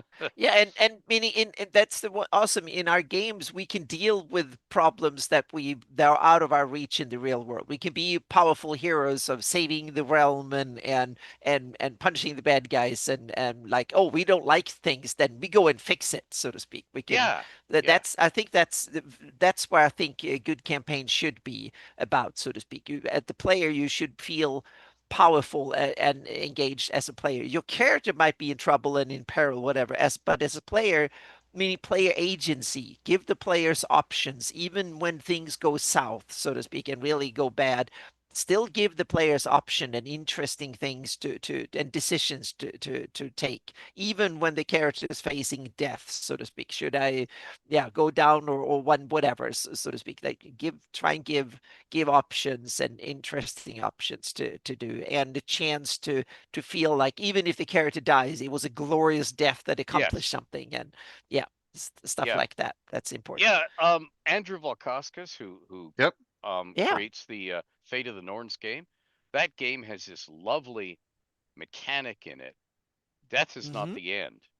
When you die in battle, they sort of stop the game, and Mm-hmm. the other players around the table decide what you're remembered for. They tell tales of what your character did, Oh, cool. which Yep. determines where you land up in Valhalla. Mm-hmm. And it gives you some of the characteristics that you'll be playing on as a ghost or undead. I don't want to get into the Yep. specifics of the game, Mm-hmm. but Yep. then that's an incentive to do the crazy thing. The Mm-hmm. the the stuff we saw in the Hobbit movie where they're riding the backs of uh, goblin chariots and so on, doing impossible, crazy, stupid things in the Mm-hmm. battle because that's what you do. You're in battle, Yep. you know. Mm-hmm. Yep. And you're going, yeah, sane people don't do that. Yeah, we're not sane Yeah. people, you know. We're not That Yep. sane. Yeah. yeah, Mm-hmm. yeah, that sort of thing. Um, and so yeah, it's great to have that sort of Yep. yeah, That's I awesome. build that into Hawk Tales too. So you have metaphysical abilities. So if you've done a lot of evil deeds, and your life force whatever runs out, you might only be the hatred left. So your options after death varies depending on what happened to your character and how you played the character, and what happened. So you might have a glorious future in the upper celestial planes, or that you might be a lingering spirit that just haunts things or whatever, depending on. So Oh, where that's you end good. up depends on how you die, where you die, and how the character lived, so to speak. That will be so to be loyal to a deity might be good or might be bad depending on. So yeah. Mm-hmm. Excellent. So Heronius might save you, but on the other hand, if you die in an evil place fighting Ayus, you will also be targeted and hunted even beyond death by his agents, so to speak. So they might come for you just because were a follower, cleric, or paladin of Heronius or something. So it's not necessarily a good thing, but on the other hand, he will protect you even beyond death, so to speak. So in some way. So if you die protecting his temple, there will be few demons who will dare to come after you. But on the other hand, if you die deep in the Ayusian lands, you will be hunted, so to speak. So even beyond death. So that's part of the rules. So yeah. Cool. Mm-hmm. So Ed, for our Forgotten Realms viewers, you got any little tidbits Yeah. here, Now campaign-wise, that you may not have shared, that's off the cutting floor, that's not under NDA, or? or some oh hints at something. Yeah. oh Mm-hmm. dear. You see, the thing about the Forgotten Realms is the home campaign still runs. Right, Yeah. right, right, Mm-hmm. right. I don't want Got it. there are people who might be listening, and even if they aren't listening, someone might excitedly tell them, "Hey, Ed Yeah. spilled that Mm-hmm. thing." So Good. That's good. stuff stuff they don't know about, or stuff they've been worrying about or wondering about for years. Hmm. I don't want to give it away No, I just don't. when we're I don't blame you. gabbing, and then have them go, "Ha! Now we know about the okay, All good. nice." So Mhm. let me see. What can I hint about? Um, I think the main thing I can hint about is in the realms. Uh, I used to call them power groups when WotC started rejiggering additions to the game. They called them factions, Mhm. Mm-hmm. and these are, the Lord's Alliance, the Emerald Enclave, the Harpers, the Zentarim. Um, those were the building blocks of campaign plot arcs. Um, and you can literally say, okay, if an apple cart falls over in Shadowdale, What will the Cult of the Dragon do? What will the Red Wizards of Thay do? Right. What will the Zhentarim do? The competing local agents of the Zhentarim, because some of them are reporting to the priests, some of them are reporting to this beholder, and some of them are reporting to Manshoon. And which Manshoon? Because we now have multiple Manshoons running around. And I was having great fun doing things where there are Manshoons who are cold-bloodedly setting out to eliminate the other Manshoons from behind the scenes and not get caught at it. And they don't care about anything else. They don't care if kingdoms are crashing and burning all around them. They don't care about anything else other than getting rid of the other Manshoons. I didn't So know how many they men will. roughly between Oh, 3 and 100. okay. I think the official realms, as in the published realms, Mhm. got it down to 3 Okay. at one point. I know that in the time when certain designers were writing, they'd say there's only one. There's only one Manshoon. But even they were wrong, because in their own products, Orbach, the vampire king Manshoon in Westgate, was in addition to the quote one Manshoon. And then they conveniently forgot about Darkhold. And was the Paraghost all the time, or was there a Manshoon inside that armor at some point hiding out? Well, the Paraghost took a breather in Manshoon's personal Fortress of Solitude type thing. You see, I had built all this stuff in, and they kept forgetting it. So I would say confidently that there was one point I was writing a Realms novel, and my editrix was saying to me, "So Ed, you haven't specified which Manshoon this is." And I said, "No, I haven't. Have I?" And she said, "Oh, come on, Ed. I'm your editor. You don't have to be coy with me. You can tell me which Manshoon it is." And I said, "Well, it's this Manshoon." And then she got this horrified look on her face, and she said, "How many Manshoons do you think are running around right now?" And I said, 32. And she said a word which we shouldn't say on the podcast. Starts with Good old, S and ends with uh, T. no, the one that begins with F. Oh. Okay. Because she was an editrix under duress. Okay. And she said, "There's no way I'm going to be able to sell that." And I said, "And that is why I didn't specify how many Manshoons there are." Right. And she said, but, and I said, "And neither does the dungeon master. The answer is as many Manshoons as you need there to be." I like that. And she said, but, and I said, "Remember, you only have to tell an all Manshoon all the time campaign if that's Chuck. what the player characters want. And if that's what the player characters want, there can never be enough Manshoons. They want them all.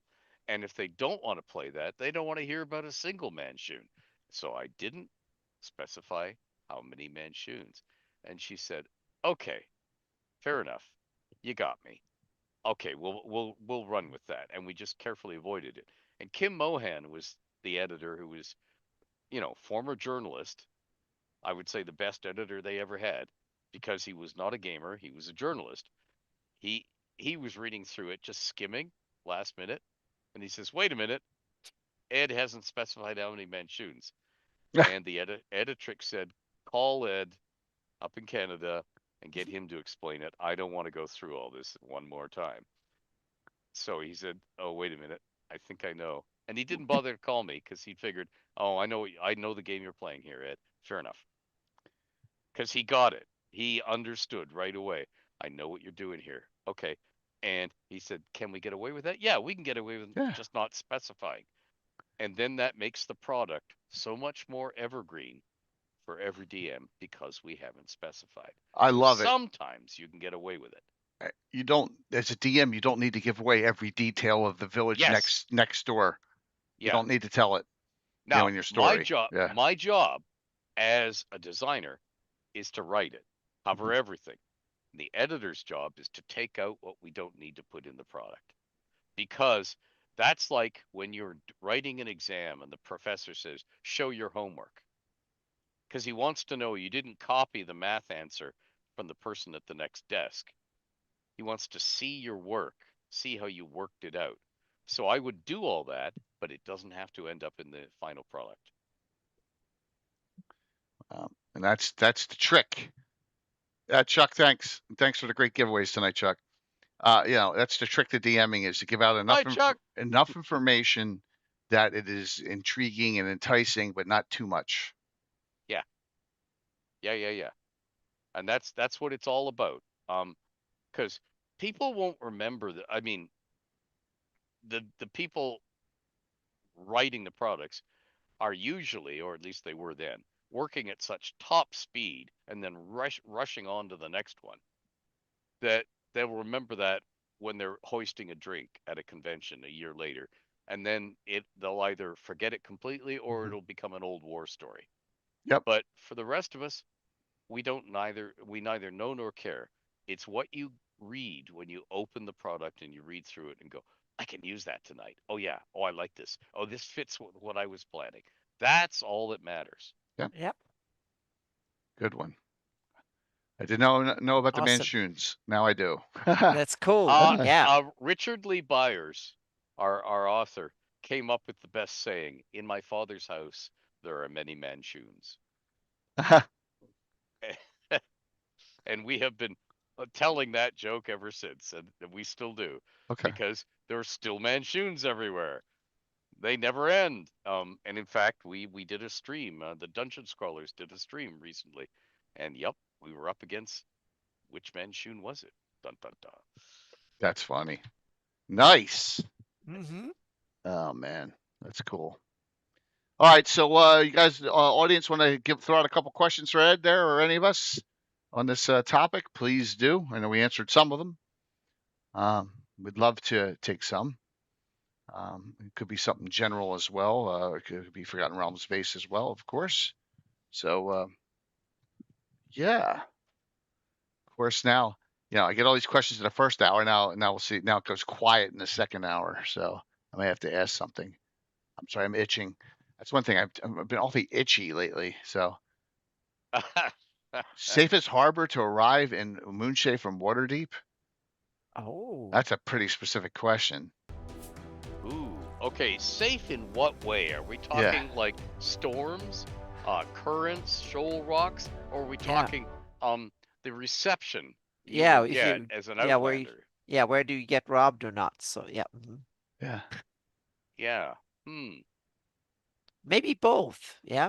First ties in a bit of geography, weather, and all that stuff, and then the social merchant. Yeah. Okay, where would they go?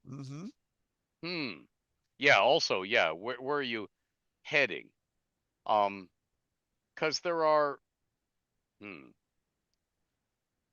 Like Iron Bay is probably the best anchorage in terms of, if you or the Forwell Firth and going to Cair Corwell and so on, because I'm just talking now from a naval point of view.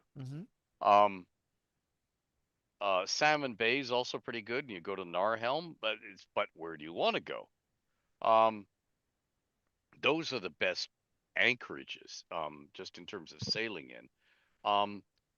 Worldsby is also a port reachable by a good anchorage. But then again, where do you want to show up? Some places, when you show up, you're going to be noticed right away. Other places, again, it's dangerous to be in if you go into Whitefish Bay in the wrong sort of storm, they're going to be looking for your bones later, just because your ship's going to get battered around and there's no way to avoid it. That sort of thing. That's a really interesting question because it has so many answers. A lot of these questions have a lot of answers that I'm getting. Yeah. Like here, Baker asked, "What's the most used idea?" And I don't know if he's talking about real or fiction, but the one I've always used is, and I saw it in Doctor Who when I was a kid, where you have two statues. One always tells the truth, one always lies. Right. I've always used that one all the time. Yeah, that's if you know the trick, it's easy. But yeah, the ever mysterious Yeah. Tim knew the trick and still pressed the wrong button to save his character and disintegrated his character Oh because he dear. picked the wrong one. Yeah, yeah. So Well, okay. Now, if you're talking plot point, the one that was so overused that it got outlawed by TSR was Rescue the Princess. Mm-hmm. Quest for the Silver Princess. It wasn't that there's anything wrong with the Silver Princess. It was, are we rescuing another princess? Can none of these princesses rescue themselves? Why the Uh, heck do they get into trouble in the first place? yeah, Yeah, well, because they're princesses. yeah. But otherwise, it didn't make any sense because you're quite right. Why did they always get into trouble? And Hmm. um, there was a rather sarcastic comment years and years ago. TSR had a bunch of um, lovely middle-aged ladies who were secretaries. They were the secretarial because this is in the era before everybody did their own writing on computers. So their job was to take everything submitted and type it up so it could go into the mainframe. And they had comments like, "Okay, where were the chaperones?" Because somebody would kidnap the princess or menace the princess in her bedchamber, and they'd say, "And where were the chaperones? Where were the guards?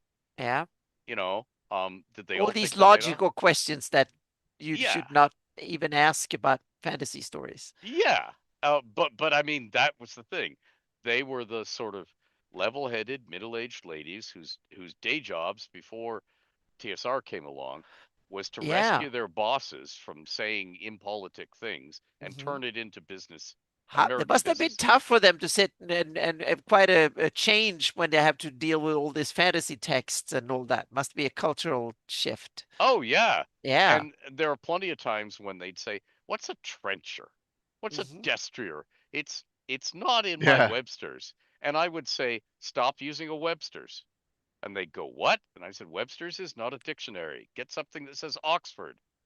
Because I'm English, you see, or Hmm. I'm Canadian, but it's British background. I'm saying something with Webster's on the cover is not a dictionary. Do not use it. And a trencher is a medieval plate. It's a slice of bread that you ate your meal off of.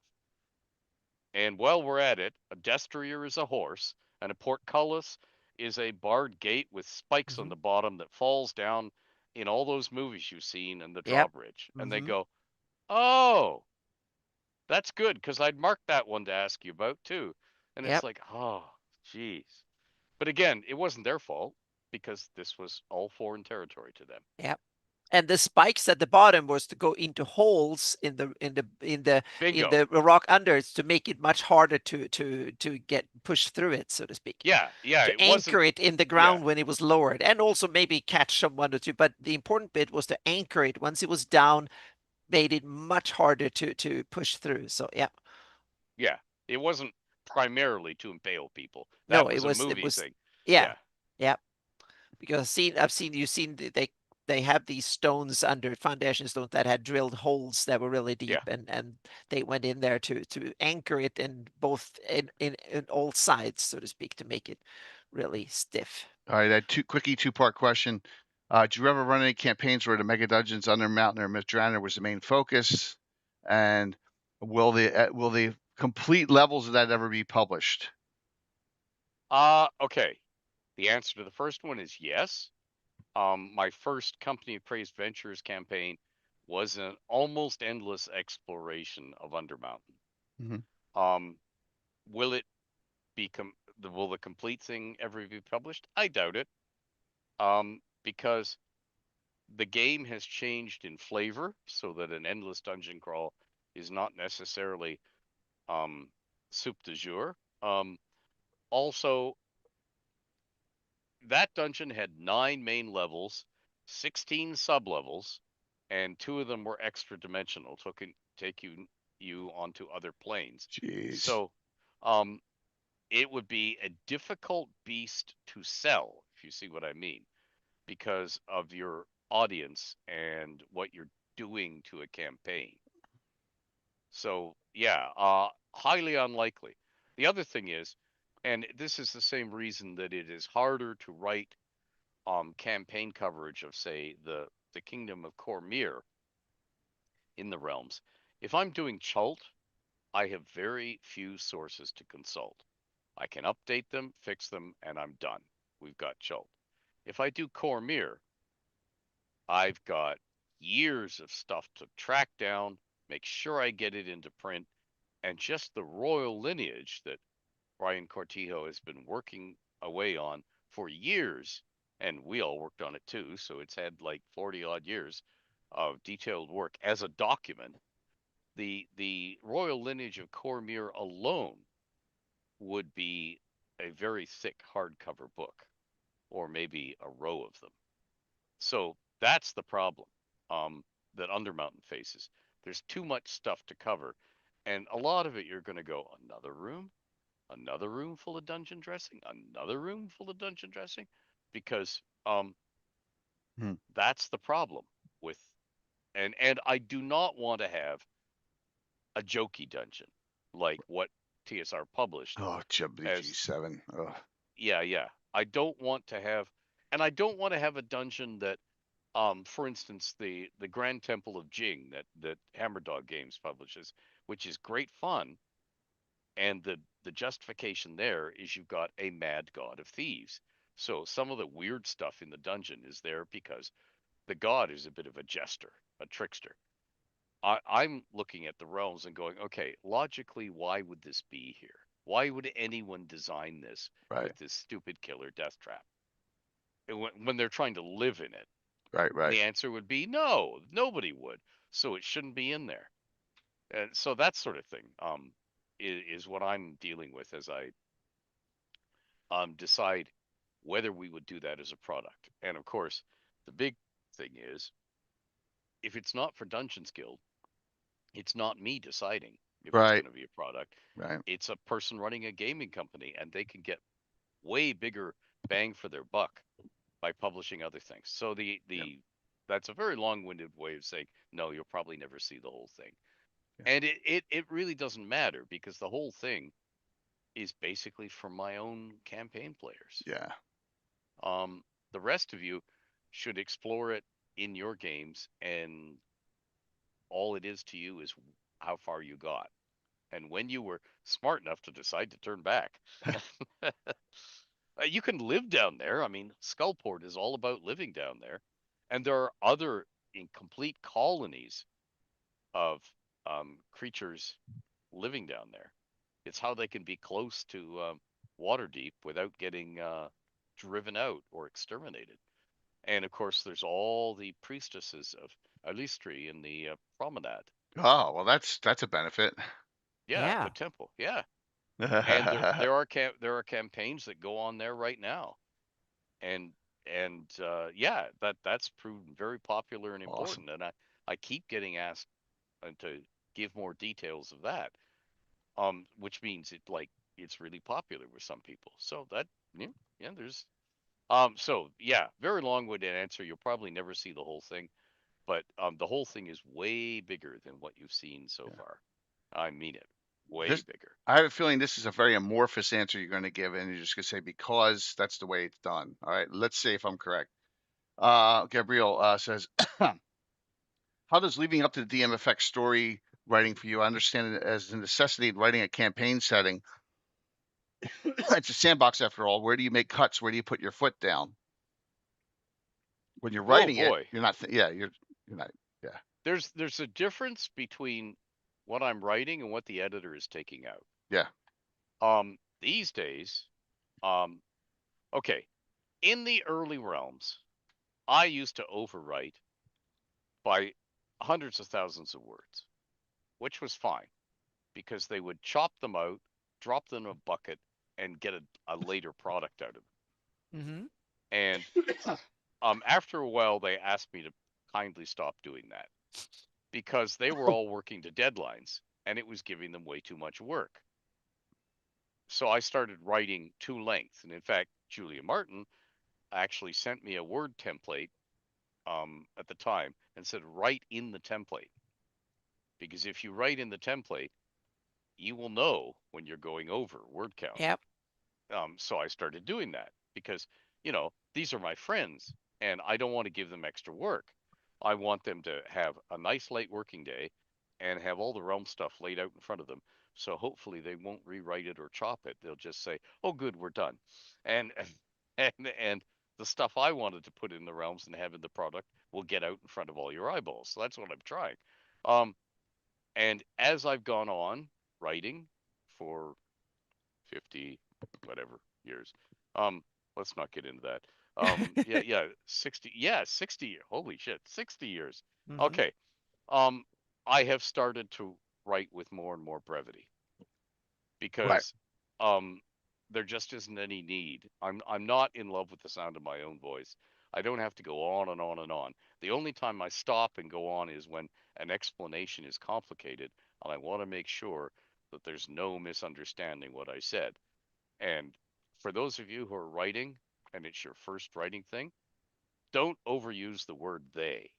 I realize that in this world of pronouns, the word they gets used a lot, Mhm. but make very careful of your sentence structure that somebody reading it who isn't you Right. Right.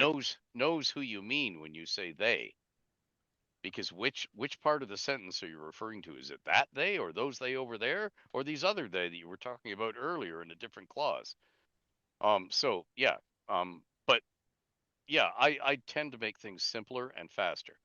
And only if I'm writing for a beginning dungeon master and it's in effect, a teaching dungeon, do I stop and over explain.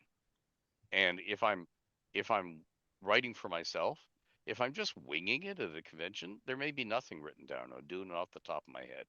If it's something where several tables are going to have to do the same experience, it'll be point form jotting with key things like the clue, the cryptic clue, the dying clue that the fighter gasps as you run into the room will be written out so that you get the exact wording right. But other than that, I leave stuff out.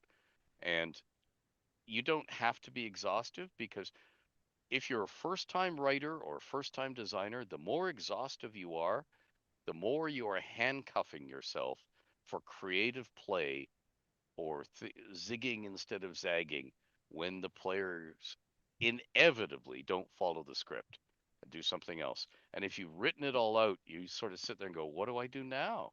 Because they're not following the script. Well, if you didn't finish the script, you understand instinctively you just got to wing it and roll with it because you don't have stuff written down saying, oh no, they go left when they go out of the room. You just do it. Mhm. So we'll take one more question here, and I got it back. And this is a specific one, Ed, if I can find it here. I know David Keith.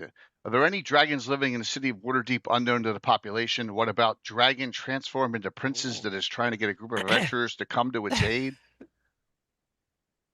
There are at least a dozen There you go. dragons living in Waterdeep right now in human form that have been in human form for years and have no intention of blowing their covers if they don't absolutely have to. So it will be a grave emergency before they blow their covers. Um, Most of these dragons do not need to call her first time or unfamiliar adventurers and say, "Hey, can you help me? I had a princess that no, that they're not going to do that because if it was easily done, it would have been done long ago. And if it's not easily done, they are recruiting people who are much higher in power that they remember they've been able to scout out Waterdeep where they're living for years. So Mhm. they have been covertly spying on people, trying to figure out what they're really like as people, how far they can be trusted. They're not going to walk up to some adventurers they've never seen before and say, "Hi, I have a proposition for you. I'm in a little bit of a pickle here." Then they're not going to be doing that because they've already sussed out people. Um, you can set it up that way in your home campaign if you wish, but I would far rather think it was more likely if instead, like we were talking about before earlier here tonight, that the player characters are the bumbling distraction, Hmm. not the real rescuers. And then when they become like 10th level or so, and they have a reputation that is solid and in the interest of the dragon, that's when the dragon will reach out and say, well, I trust you, you or whatever, and so on, and might or send someone to send a mission to them or whatever. Yeah. Yeah. And remember, if dragons are the sort of avaricious sort of dragon who wants to keep its hoard, it's far better to manipulate somebody into helping you than to come to them with an offer and have to pay them. Oh, exactly. That, yeah. They a lot of dragons will say, oh, they will send out you to pick up loot to give to them, not the other way around. Yeah, yeah. Yeah, they will come with a tip and say, well, there's a lot of loot there. If you find something, give some to me. Yeah, Yep. Oh yeah. yeah. Now It's like, oh, yeah, sorry. yeah. No, I was going to say I have done the very thing that's being asked about in the past at times, but it was always a bait and switch. Hmm. So we have had player characters asked to help a dragon that's sitting in human form to do something on their behalf, um, to deal with other mortals. And of course, usually the kicker is that the other mortal, the princess that has to be, will you woo the princess for me? Is another dragon, and they know it. So it's going to be bad move if they show up, and it's sort of like we've all seen those touching moments where somebody proposes at a concert or elsewhere, and you see the lady dissolve in tears. It's usually the gal who's dissolving in tears. It's usually the guy who's going down on one knee, but not always. Um, but what happens if the answer is no, 1,000 times no? You're my bed toy, nothing else. I'm being polite here. Um, you know, there's no way I'd shack up with you. You're a drinker, you're a philanderer, you're a blah blah blah blah blah blah blah. What if that happens? And what if they are afraid that will happen? So instead of personally going to woo the dragon, they send these adventurers, these bumbling adventurers, and the dragon may be so amused at the bumbling adventurers that the dragon doesn't kill them out of hand, or they may be so GD annoyed that their suitor chose these humans to intercede and make the pitch that the humans may be leaving in little gobbledy bits, or my favorite is all they ever found with them were their smoking boots. The rest of them were completely gone. Always Awesome. fun when you're explaining to the mother what happened to her son. Well, here are his boots. There's not much else of them left to bury, but So, he died with his boots on. Haha. Yeah. let's wrap up tonight with a little synopsis there. Anna, what do you want to say about the ideas Well, that we've discussed? yeah, first of all, I hope this has been some inspiration. I know that as soon as we have an add-on, we are Yeah. sure to have lots of awesome inspiration and stuff, but hopefully we give you some ideas and things to play with, so to speak, because this is both the method and the content of it, so to speak. And you, as a DM, when you're playing with this, you need to work both thinking about methods and stuff, but also the actual content, and it's a bit going back and forth between it, and have fun doing this. That's the important bit. Yeah. Yep, And absolutely. yeah, even game prep should be seen as fun. Otherwise, because that's since meaning I prep 10 times more than I play, but on the other hand, I've turned over prepping into my career. So that's why yeah. So, Yeah. but even if you just prep very quickly, it should be fun doing it. And also prep your weak spots, so to speak. If you're really good at improvising NPCs out of spawn, you don't need to worry about that part. Prep the Mhm. parts that you're weak in, and as a GM, so to speak. Find your weak Names. spots. Yeah, exactly. Names. Names are Exactly. tough. Yep, yep. Then Names prep are them tough. and have a list of them, and or prep just the role and the name, and the rest you can make up on the fly, so to speak, and whatever. So and if you have difficulty with house layouts and stuff, then prep that.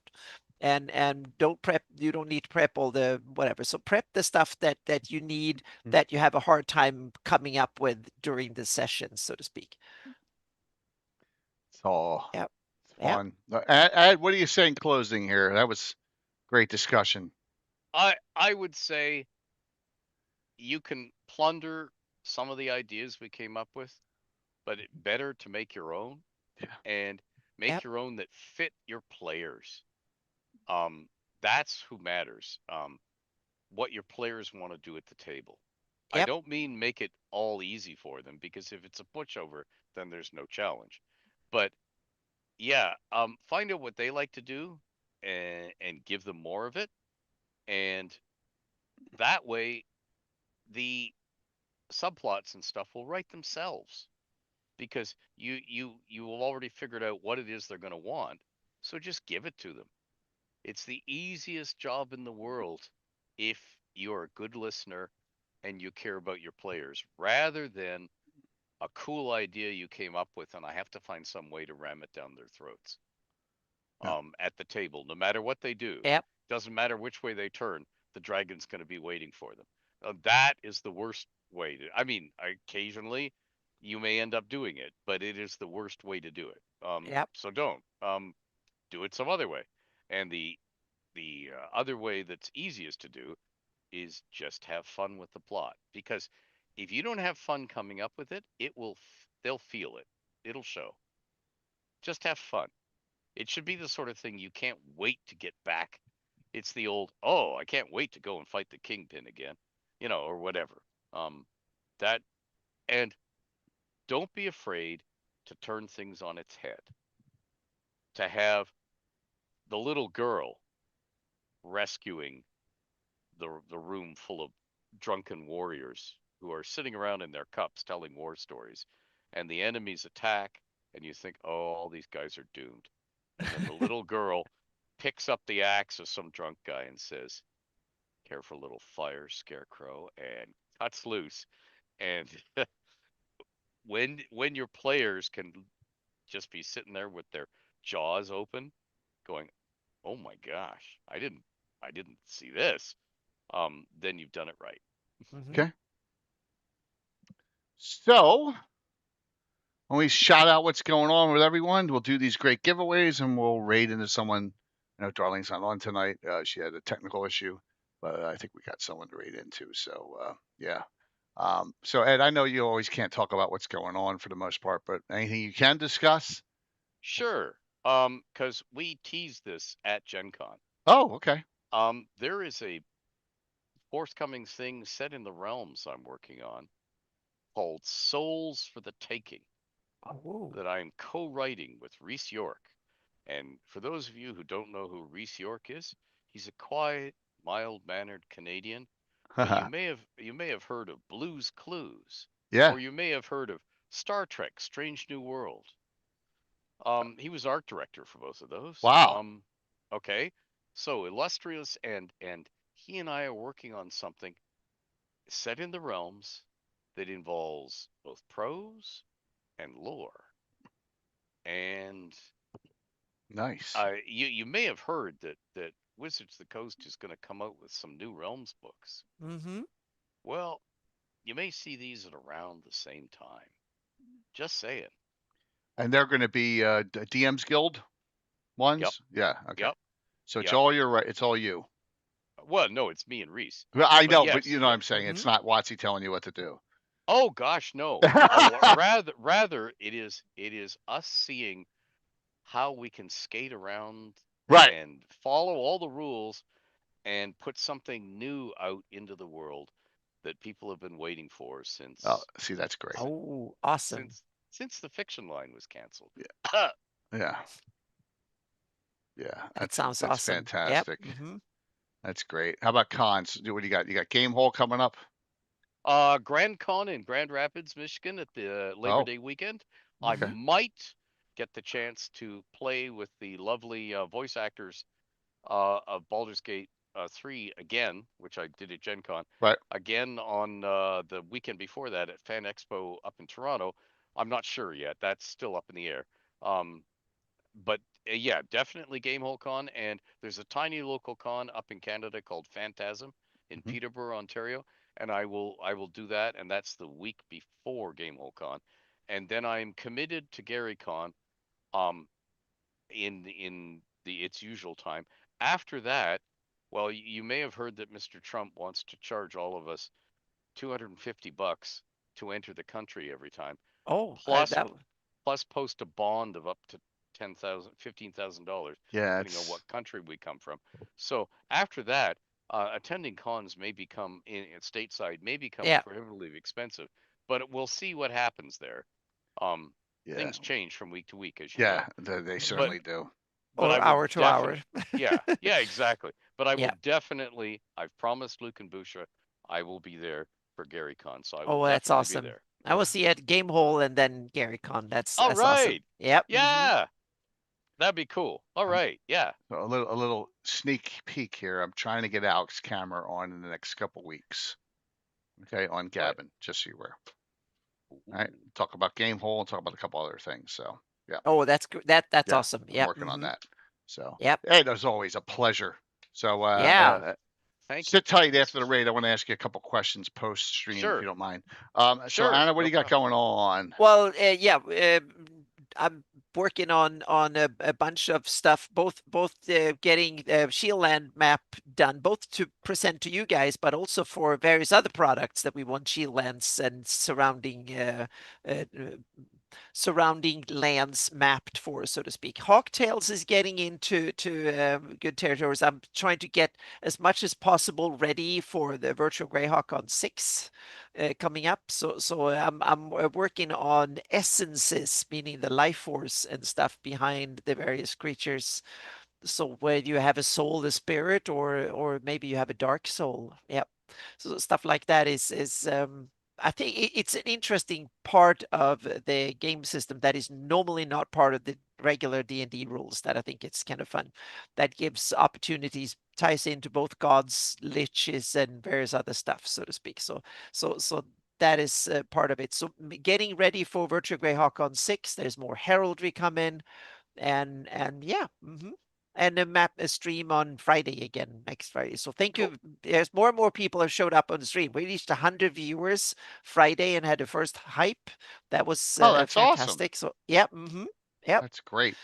So I hope to start streaming and more times. I just need to pick so I can keep steady schedule, so to Yeah. speak, because Friday night is not a good spot for everyone. So yeah. Excellent. Whoops. Oh my gosh. Let me get off it. I swear to God, I hit Oh, the there you 13. go. Right. I swear By to the We way, have God. two that it See, it moved. at And least there's once. Todd. Yeah. Yeah, at It moved least down once. I mean, 13 moved all the way down to 15. I don't get it. All right. Tombs and Oh, Crypts of Greyhawk on yeah. I'll Legends and post Lore. the links here. So yeah. Boing. Tombs and Crypts of Greyhawk on Legends and Lore Wednesday night. That'll be a fun discussion. All right. And get to go over some of your favorites and some maybe real obscure ones, or some homebrew ones too. Yes, Todd is thinking about me. I talked to him over the weekend. So the right man for the job. I still have Ed on this poster, and I got to talk to him about that. But yeah, because he's in Toronto late Thursday. Bones, Darling, Curtis, and Brett. Something is amiss. That's all I'm going to say in Altamira. And who's the right man for the job? Well, you can't have me on there. Uh, Not when you've got Curtis and Brett. Yes. So that'll be that's a Thursday night game. It just falls into place. Remote. This is being built. So these not all the people that are on here are on it. I'm still building this one. Nuclear Meat. This is Saturday at 10. Back to basics. So I mean, title may change. I'm just getting all the cast together on this. So I know definitely it's Coco and Star so far. We're working on the rest of the crew. And then next Sunday's Gavin is I got 4 lady DMs there. One's a veteran, Punk Rock Jenny, which Ed has talked with on a previous show. And we got D&D with D, Brit and Women Play D&D, all fairly new DMs. So it'll be our Awesome. 18th DMs roundtable. Cool. Yes, Yep. and that'll be next Nice. Sunday. Yes, and that'll be a real fun time. All right, last call to get in, exclamation point drawing. If you want in on this great book, you got to be in the continental, you got to be in the U.S. I'm sorry. You can get it still via PDF, but yeah, this was it's just all the costs are going up. It's insane, and that is Yeah. this: Monsters and Treasures of Aird. And here's the page 92's the Greenwood Dragon that Troller Games made up, and I used two Gary Cons ago against Ed and his crew. And here is the book. It's going to be in hardback. So you give me your information and on Discord, and Chuck will provide you a link. And then the second winner will win a $15 gift certificate to Troller Games. Okay. Nice. Here we go. We'll close this out, and then stay on, please. We're gonna rate in Marquee Gaming. That's Rachel and Mark, and let's go in with over 100 people. That'd be really nice for them. And they're very nice. They're part of the community. So, all right, here we go. Let me close this out to see who wins. Thank you all for a great stream tonight. And Ed, thank you always being generous and coming on. My pleasure. This was fun. Thank you. My pleasure. Phantom 491, the winner. Intrepid Idiot, you get the 15. All right, I will Discord. Once I have them, I will get the information out to each of you. Phantom 491, the winner, and then Intrepid Idiot, the $15 gift certificate. So, congrats on both. So, wow, I've always wanted to be an Intrepid Idiot, and this guy's already done it. Yes, I think so. Yeah, Phantom's there. Yeah, I think Intrepid's here too. Let me check. Yep, they're both in the chat log. So there you go. Awesome, both here. So thank you all. Hey Chuck, thank you for the nice giveaways. We're gonna raid into Marquee Gaming. Give them a really nice hello and please, and follow and a shout out. So I'm gonna hit another button probably. All right, see you soon. Everyone have a good one. Enjoy the rest of the weekend, and we'll see you Wednesday night. Thank you. Yes. Woo! All right, here we go. Here's dashboard. Ed, you gotta take care of that cold or whatever you got, man. Yeah, I know. I don't keep you on too long. No, it's okay. I've been chugging all this stuff that I'm supposed to take. That's good. And I got to tell you this: are we off screen? Not second, yet. almost. Jay has to double check that. Yeah, I will make sure. Give me a. Once we raid in here with my guess we're gonna go with 90. All right, close. He's got 5, 4, 3, 2, 1. See you Wednesday. Thank you.